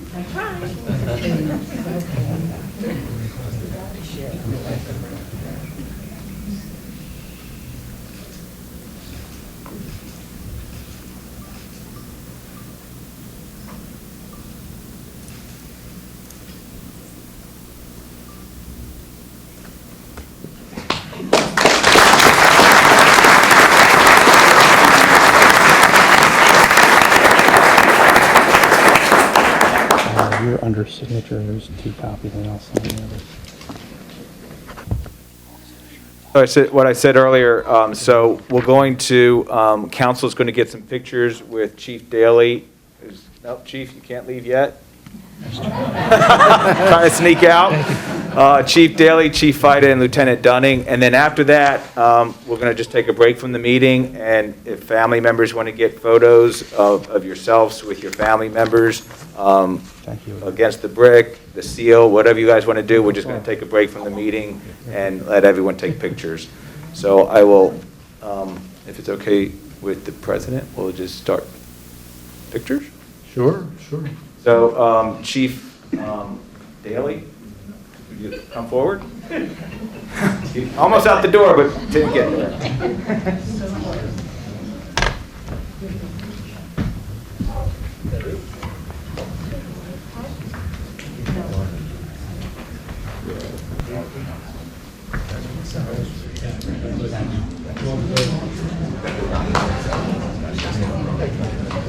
Exactly.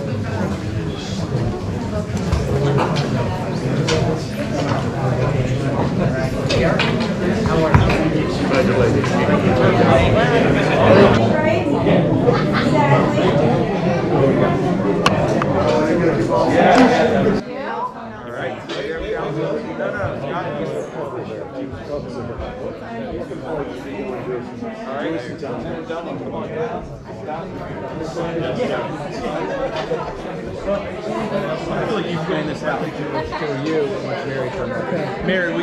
right, I guess we can continue then. Opportunity for questions or comments? With none being heard, we're going to move on to our update on the COVID-19. Just a quick update. We ticked up a little bit on our positivity rate for Horsham Township at 7.05%. Montgomery County's is 5.14%. The Pennsylvania vaccination rate for full is 69.9%, and for partial, which is one shot, is 88.2%. Okay, next is the update on the PFAS. So everything in red is what has changed since your last update 30 days ago. So wells 2 and 4 will each require another change out before the end of the year. The third change out at well 22 occurred last week. For wells 10, 17, and 21, as Tina also mentioned, bids for construction of permanent treatment systems were received on October 12th, yesterday. You approved the waiver for land development for all 3 sites on September 27th.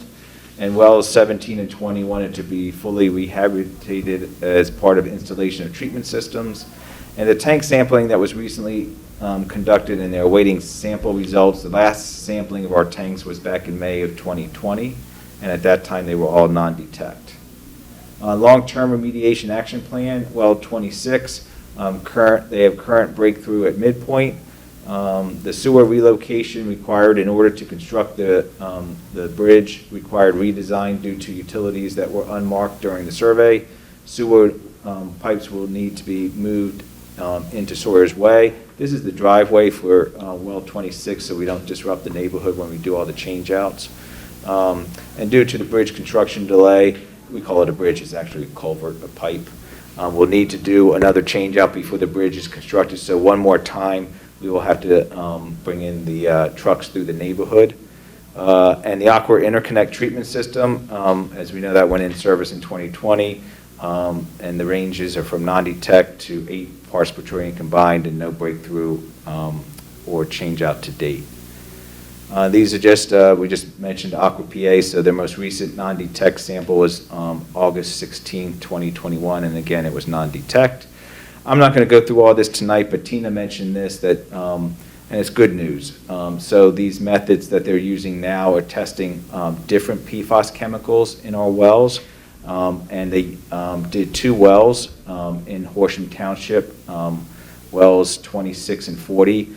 And it was done by DEP and the Bucksmont Water Coalition folks. And the good news is both wells were non-detect for all 29 compounds in our treated water samples. So very good news on that front. Private wells, the bids were advertised in early October for some of the private connections that are below 70 parts per trillion. The Park Creek treatment plant is still averaging around 27.7, and the influent monitoring, the August result was 84 parts per trillion combined. And the Myriad grant-funded projects, so House Connections, this is the money that Myriad funded to the Water and Sewer Authority. House Connections Phase 1. The remaining connections were delayed due to supply chain issues. I know that's a repetitive thing each month that you hear, but I don't think that's going away anytime soon. In the meantime, the contractor is performing restoration at the properties that have been connected. The surcharge reimbursement, the authority has done a huge job of trying to find the people that have moved over that time frame that they were reimbursed, to try to reimburse them. There was also, so they cannot locate 785 property owners who sold properties. They no longer live in Horsham through those years. So they will try their best, but they've worked very hard at trying to locate them. Another 309 property owners have not cashed their checks, so the authority will be sending letters to those asking them to contact our authority to try to get them to cash their checks. Water main extensions, Phase 1, this is McKean Road, Welsh Road. The The installation of the water main on McKean Road has been completed. The main is undergoing testing and disinfection. The Welsh Road water main is underway and is expected to be completed in the next couple weeks. And the house connections will follow after the mains are finished and they're testing, they go through their testing process. Phase 2 of water main extensions on Davis Grove Road and Keith Valley and Coons Lane. 8 offers have been accepted, 1 rejected, 1 was no response. Tonight was the conditional use hearing for the Park Creek Crossing that allows them to keep moving forward with that project. They did award a contract for that project on September 13th, so that project is underway. Navy Stormwater Management Update as of October 7th at their pump and treat system at Hangar 80. They've now treated 15.73 million gallons of water.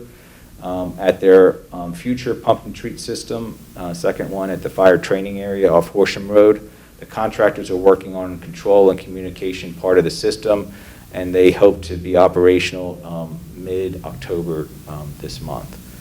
Storm sewer piping is currently about 91% complete. 1,320 out of 1,448 joints have been completed, and they've grouted 5,352 feet using 15,427 gallons of grout. No update today on the permeable barrier. That'll be coming up shortly, hopefully in the next couple of months. The Air Guard stormwater management update. So their detention basin, their permanent stormwater treatment system is operational, and already they've treated over 22 million gallons of stormwater have been treated going through that basin and then back into Park Creek. And Air National Guard is testing the effluent as per their NPDES permit, and the results are showing combined PFOS and PFOA levels of less than 1 parts per trillion. The Biddle Air National Guard wastewater discharge permit. They took 2, the Air Guard took 2 PFAS samples in September at the point of discharge from their pump station to our authority system, and they're waiting for the first report and sample results. Our authority did prepare a permit amendment for outlining the terms of accepting sanitary discharges associated with their GAC PFAS treatment system on the base, and waiting to transmit the permit until we see the first compliance report. And the treatment system requires the township planning approval in order to get the operations permit from DEP. So as our authority and the base continue to negotiate and reach an agreement, that'll be also in front of you at a future meeting, since the township can only approve the planning approval, not the authority. It's not in red, but updates. The next RAB meeting is December 8th. That is the same night as your last council meeting of the year. The RAB meeting starts at 6 p.m. It is virtual. We did request the Navy to have it in person again, and that our request was denied. So hopefully in 2022 they start to come back in person and not virtual. We'll keep requesting that. The Pennsylvania Department of Health multi-site national health study. Good news is they have hired people, so they're getting ready to move forward. A little short delay, as you know, with not being no one interested in the job positions. Well, they do have enough. They don't have all the job positions filled, but they do have enough to open. So hopefully at your next meeting, I'll have a lot more information on their recruitment and data collection startup which will be done this winter. And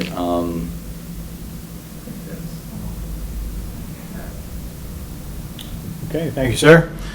Next is the approval of minutes. Do we have a motion? I move to approve the minutes as presented. Second. Moved and second, all in favor? Aye. Opposed? Ayes have it. Treasurer's report. The balance in the general fund as of September 30th, 2021 is $6,034,876.40. For the most part, the expenses and revenues in all funds reflect normal activity for September. As of the end of the month, we have received 98.21% of budgeted revenue and have expended 65.9% of budgeted expenses. The tornado and flood that occurred on September 1st, 2021 will impact our budget. As I stated, this storm will be the costliest storm in the township's history. Our cost estimate is around $1 million. It is my hope that the majority of our costs will be reimbursed by FEMA late next year. Also, just to point out, since your next agenda item is the checklist, so it's a large amount, more than normal. It's a little over $1.7 million. $750,000 of that is for tornado relief work, and another $380,000 is our private paving contractor that did the paving late this summer. So just those two bills alone are just a little over $1 million. And you know, we just to go back to the tornado and the $750,000, and that's just the beginning of our bills. I expect, as I said, this storm to cost us over $1 million. I hope that we get FEMA, usually as long as they approve our expenses, it's 75% reimbursement. So to get 75% of our money, it usually takes them a year or longer to give us the money back. So I'm expecting it back this time next year. But there's a reason why we have a rainy day fund.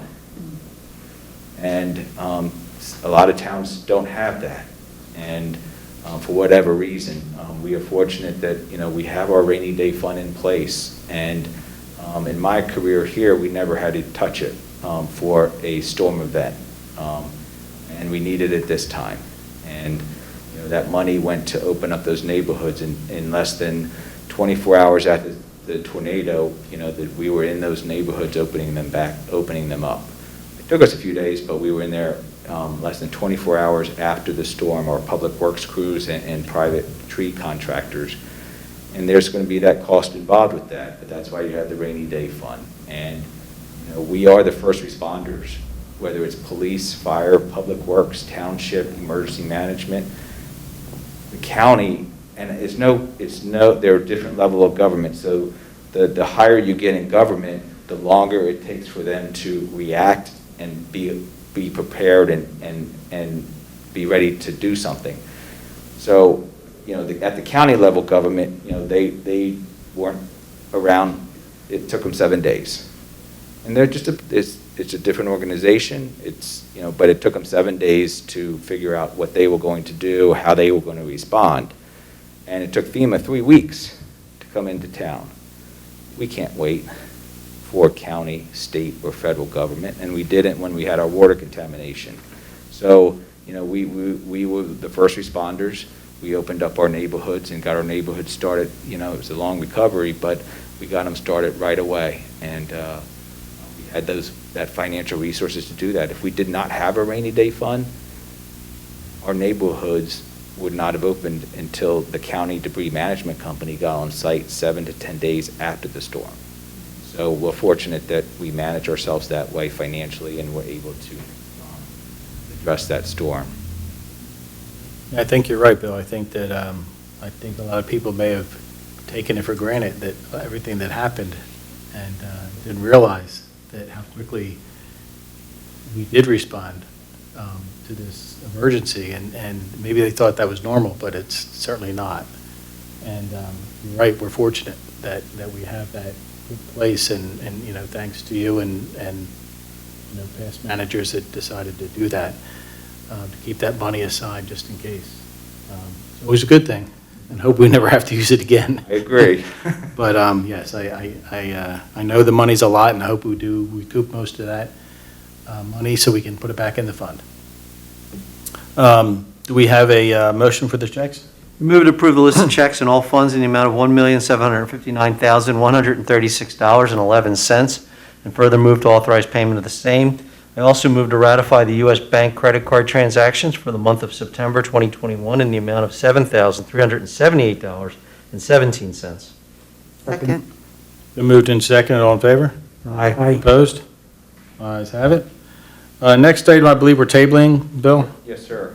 They're not ready to come to us yet? No, we don't have their agreement to accept conditions. There's no problem. They just don't have all their ducks in a row yet to come at us for the final. Do we have a motion to table?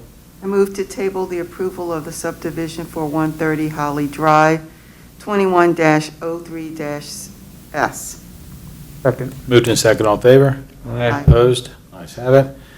Consider resolution distributing foreign casualty tax money to our pension funds. This is state money that council knows this time of year, this month of October, that we receive in. It's state law that the money must go to our pension plans.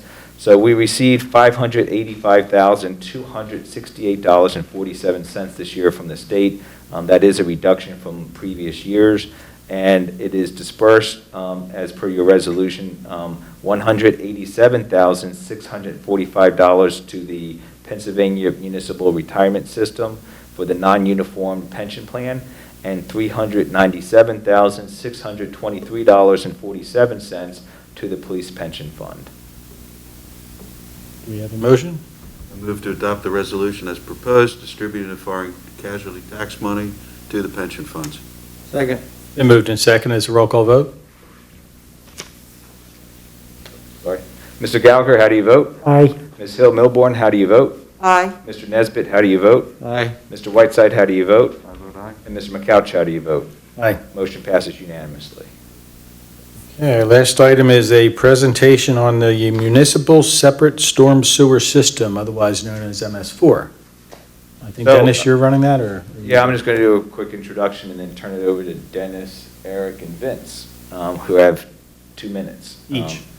That's a joke. But, so many of you, especially Mr. Gallagher and Ms. Hill Milborn, I don't think have received a presentation on what MS4 stands for and what it's all about.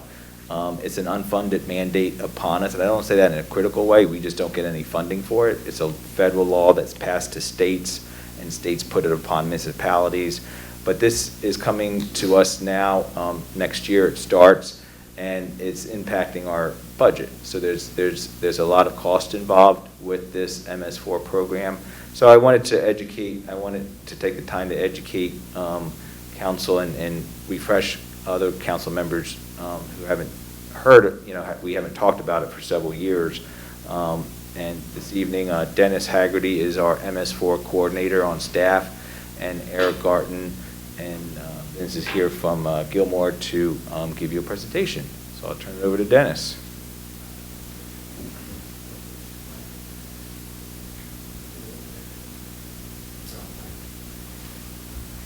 Greg's always wondering when we're going to talk more. So. Yeah, Here you go. finally. Get to hear from the engineer. This is the exciting part. All right, MS4. Yep, it gets exciting now. Next slide, please. So MS4, what is MS4? You have lots of land development that comes before you almost every meeting. And, is that MS4 compliant? What does that exactly mean? MS4 is Municipal Separate Storm Sewer System. And obviously you get the S and the 4 from the 4 S's. And it's what you think it is. It's a collection of inlet pipes, basins, different types of swales that maintain the flow of stormwater. Actually, Pittsburgh and Philadelphia were the 2 first MS4s in Pennsylvania, and that was in 1990s. They got on board. And then it was actually in the 2000s, early 2000s, when the 950 other MS4s in Pennsylvania actually got on board with the state. So the program is managed by the PADEP, and they enforce the Clean Water Act, which is mandated by the EPA. And the purpose, obviously, is to regulate the discharges into local streams and waterways. The best example that I can think of for MS4 is if you think before we had MS4 and you think of a water park, and they had their big attraction was a water slide, maybe 5-6 stories tall. And when they start the day up, they start the water going down the slide, and it's a straight shot right down the slide, and it goes very fast, and I'm sure that water goes a long distance. Now we have MS4, so think of an improved water park with a slide that's maybe 5-6 feet that goes into a pool of water. The family might be in a raft, and then they go down another little slide into a pool of water, and so on. So that's basically the mindset for MS4, is to try to slow down the water and reduce some of the sediment that's going into the streams and rivers locally. So who determines what type of flow when you have a project? It's the DEP. So they have permits that expire every 5 years, and we have a permit. And it's the, you've heard it already tonight, the NPDES ES permit. So that kind of puts the mandate on us, is this is what we expect Horsham Township to do regarding MS4. And so what we've done, and Gilmore, punched their numbers and figured out all the sediment for all the basins and waterways we have, of how we can do our part. And we teamed up with Eric and Vince and Jim, and we came up with the stormwater management project that they're going to talk about in a little bit more detail. That's the first time I heard the waterside analogy for the MS4 program. So, real quick, MS4, as Dennis said, started in the early 2000s. It originally started with what they called the 6 MCMs, the minimum control measures, which was public education outreach. That's why your newsletters always have something about MS4 in them. That's part of your requirement. Construction site erosion control, that's conservation district at the county, and our office is always out there to make sure that there's silt fence or silt sock around it to protect, when you have the construction sites going on, that the sediment's not getting off the site and into the storm sewers and into the waterways. Participation and involvement, that's like street cleanups, park cleanups, that kind of stuff. Post-construction stormwater management is all that stuff that you hear me and the other engineer talk about, and you guys assume that we're doing that because it's a lot of numbers and a lot of engineering, which puts you to sleep, especially at 9:35 at night. Illicit discharge detection elimination, there's actually, you guys have a map that has every outfall where your storm sewer hits a creek. And every so often, when it hasn't rained, we go out to make sure there's no water coming out, right? Because when it's not raining, there shouldn't be water coming out. If there is, we take a sample to see if it's, someone's illegally got the bathroom in their basement connected to their sump pump, which is then tied into the inlet, and that's making it to the creek, that kind of thing. And then Dennis and now John Rollick, good housekeeping, and that's mostly public works, making sure that they're taking care of their vehicles properly and not, washing them right next to the creek, and you put all the soap in the creek, which obviously is the greatest thing for the environment. So next slide. So that was early MS4. Now we were talking about sediment, and that's the TMDL PRP plan. So TMDL, leave it to the state and federal agencies to come up with acronyms for everything, but TMDL is a total maximum daily load. In Horsham, that is concerning sediment getting into the creeks. And a PRP is a pollution reduction plan, and the pollution in this case is the sediment. So without getting really into those details, that is a quick overview of what we're going to get into now. Is we had to put a PRP plan together for you guys to maintain compliance for your permit. And this is kind of, you always hear the developers talking about they have to get this permit. Well, this is the township's version of that kind of permit. So I'll turn it over to Vince. I don't know if anyone's ever met Vince before. He helps me at Gilmore Associates. Nice to meet you. The planning commission knows him, better than you guys do, but he helped put a lot of these numbers you're going to see here shortly. Just the nerd behind the computer that did everything.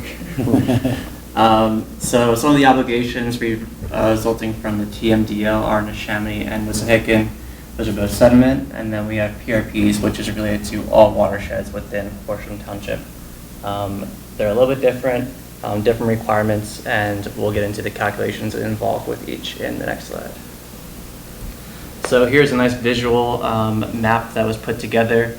You'll see it's all of Horsham Township. You have the Pennypack Creek in the pink, and then Chamonix Creek in the blue, and there's small portions of the Wissahickon in the lower corners. Basically, what DEP allows us to do is parse out certain areas. Those areas are either direct discharge to the stream, they are state routes, which means it's discharging to a PennDOT-owned road. They have their own NPS permits, so we're not associated with that. And then there's also private communities, such as like Talmore Golf Club or the Naval Air Base. Properties that Township doesn't have any jurisdiction in, and we don't have any storm sewer related to that area.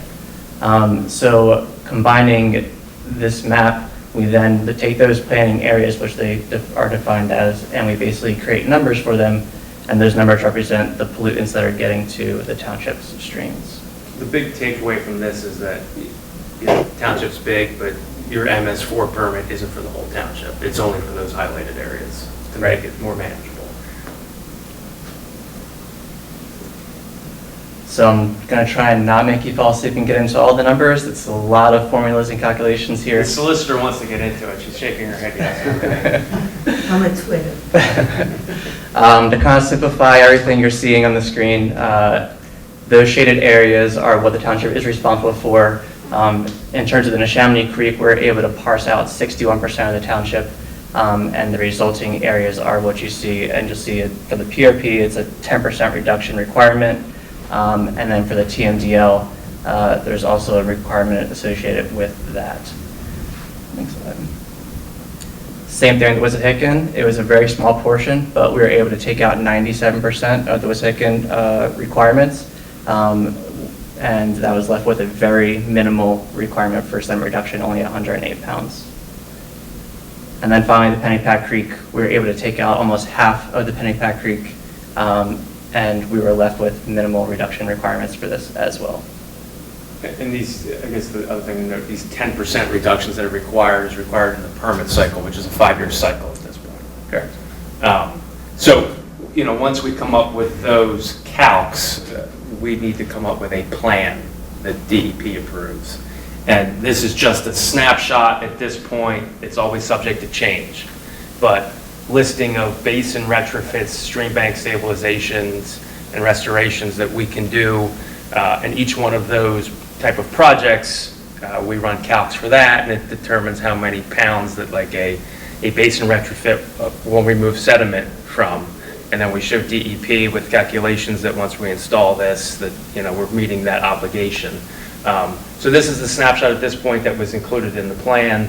Like you'll note under the Pennypack number 9, the Whitmer Road Basin, the township's actually gotten 2 grants already, and so we're already in the process of designing that, and it's going to be funded, you know, mostly through those grants. So you guys have already started on this. Unlike a lot of communities, just like Mr. Walker was saying, you guys have a rainy day fund.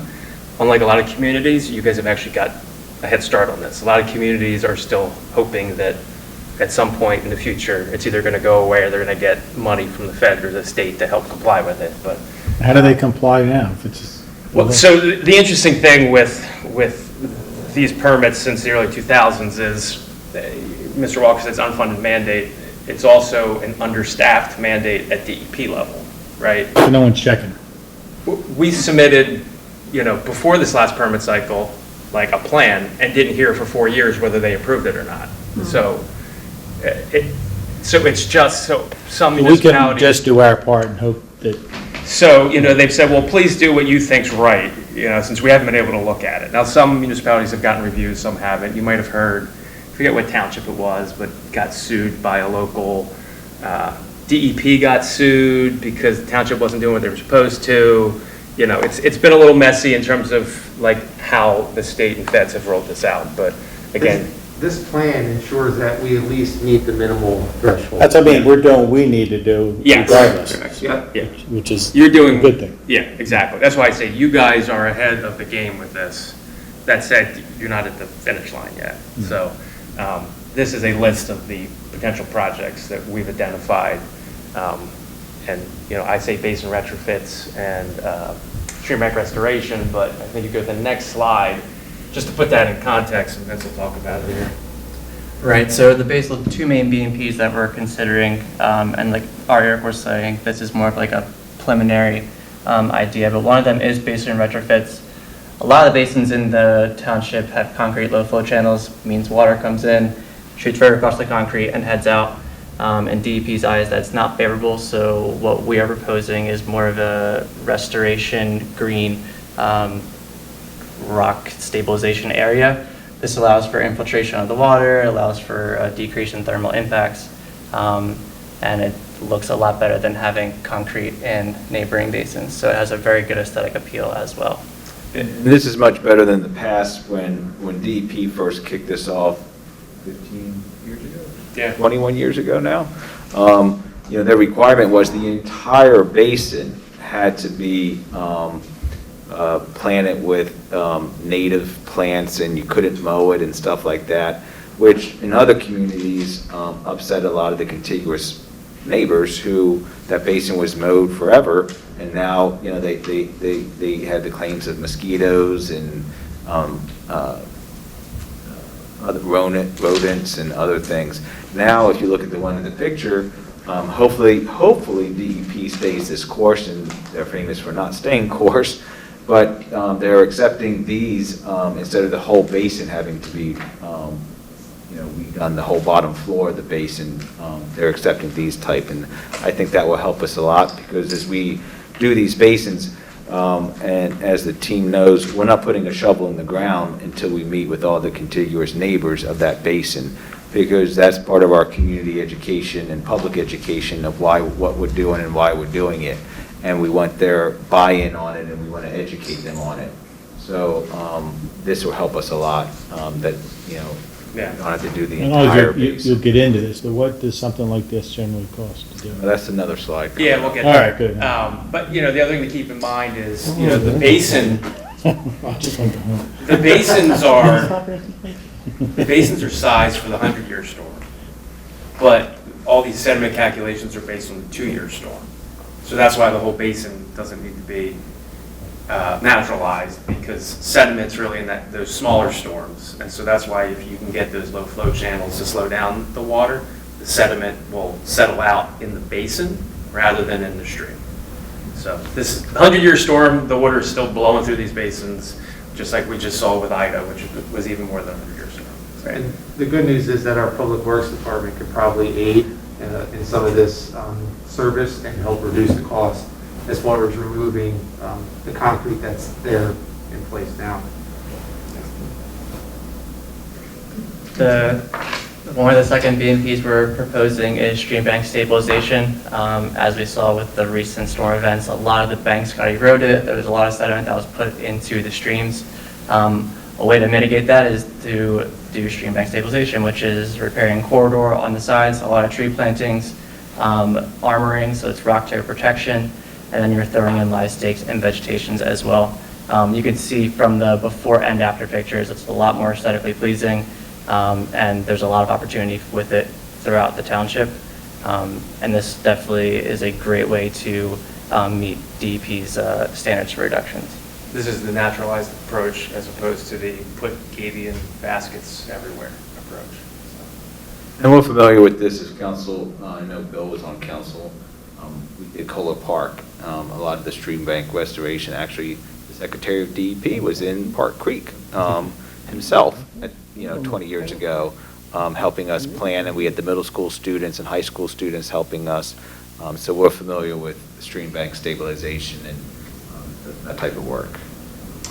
And now to Mark's question was, how much does all this cost? And, you know, this is you get right down to it, it's 1.7 million, but that assumes you'd have to bid out every single thing with a private contractor, whereas you just saw a lot of that work Public Works can do.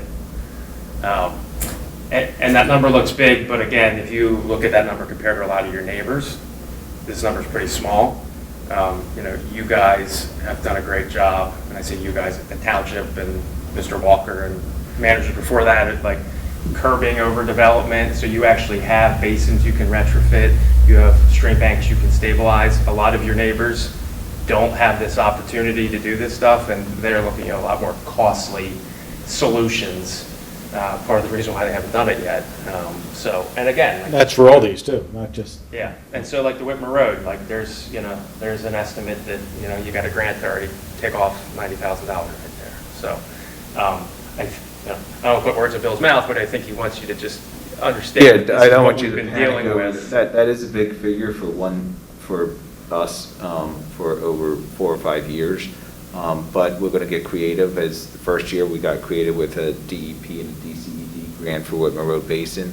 As Dennis said, our Public Works can do a lot of this. So that takes a lot of that cost down. We can do a lot of the work in-house.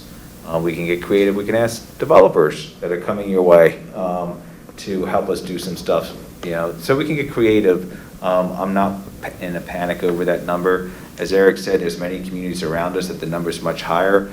They're doing substantial tax increases to try to raise money to to help them. They're also creating stormwater fees, which is a tax at the end of the day. So they're establishing these stormwater fees on property owners in their towns. Sometimes they're creating a stormwater authority to implement those fees. But at the end of the day, it's still a tax. It's still a cost to the residents. But we are not panicked by that number and hope we can be. There is going to be an additional cost. There will be an additional cost from the general fund for MS4 projects. But we think, and I feel confident that we will get creative and that number doesn't scare me. And Bill, to the next slide, kind of alluded to possible ways of funding some of this stuff, in-house township labor, grants, and general fund. So that is our presentation. It was way longer than some of you wanted. Not looking at anyone in particular. But happy to answer any questions. Anybody? Okay, thank you, guys. There you go, Appreciate Greg. it. Keep up the good work. All right, so do we have a motion to adjourn? I move to adjourn. Moved and seconded, we are adjourned.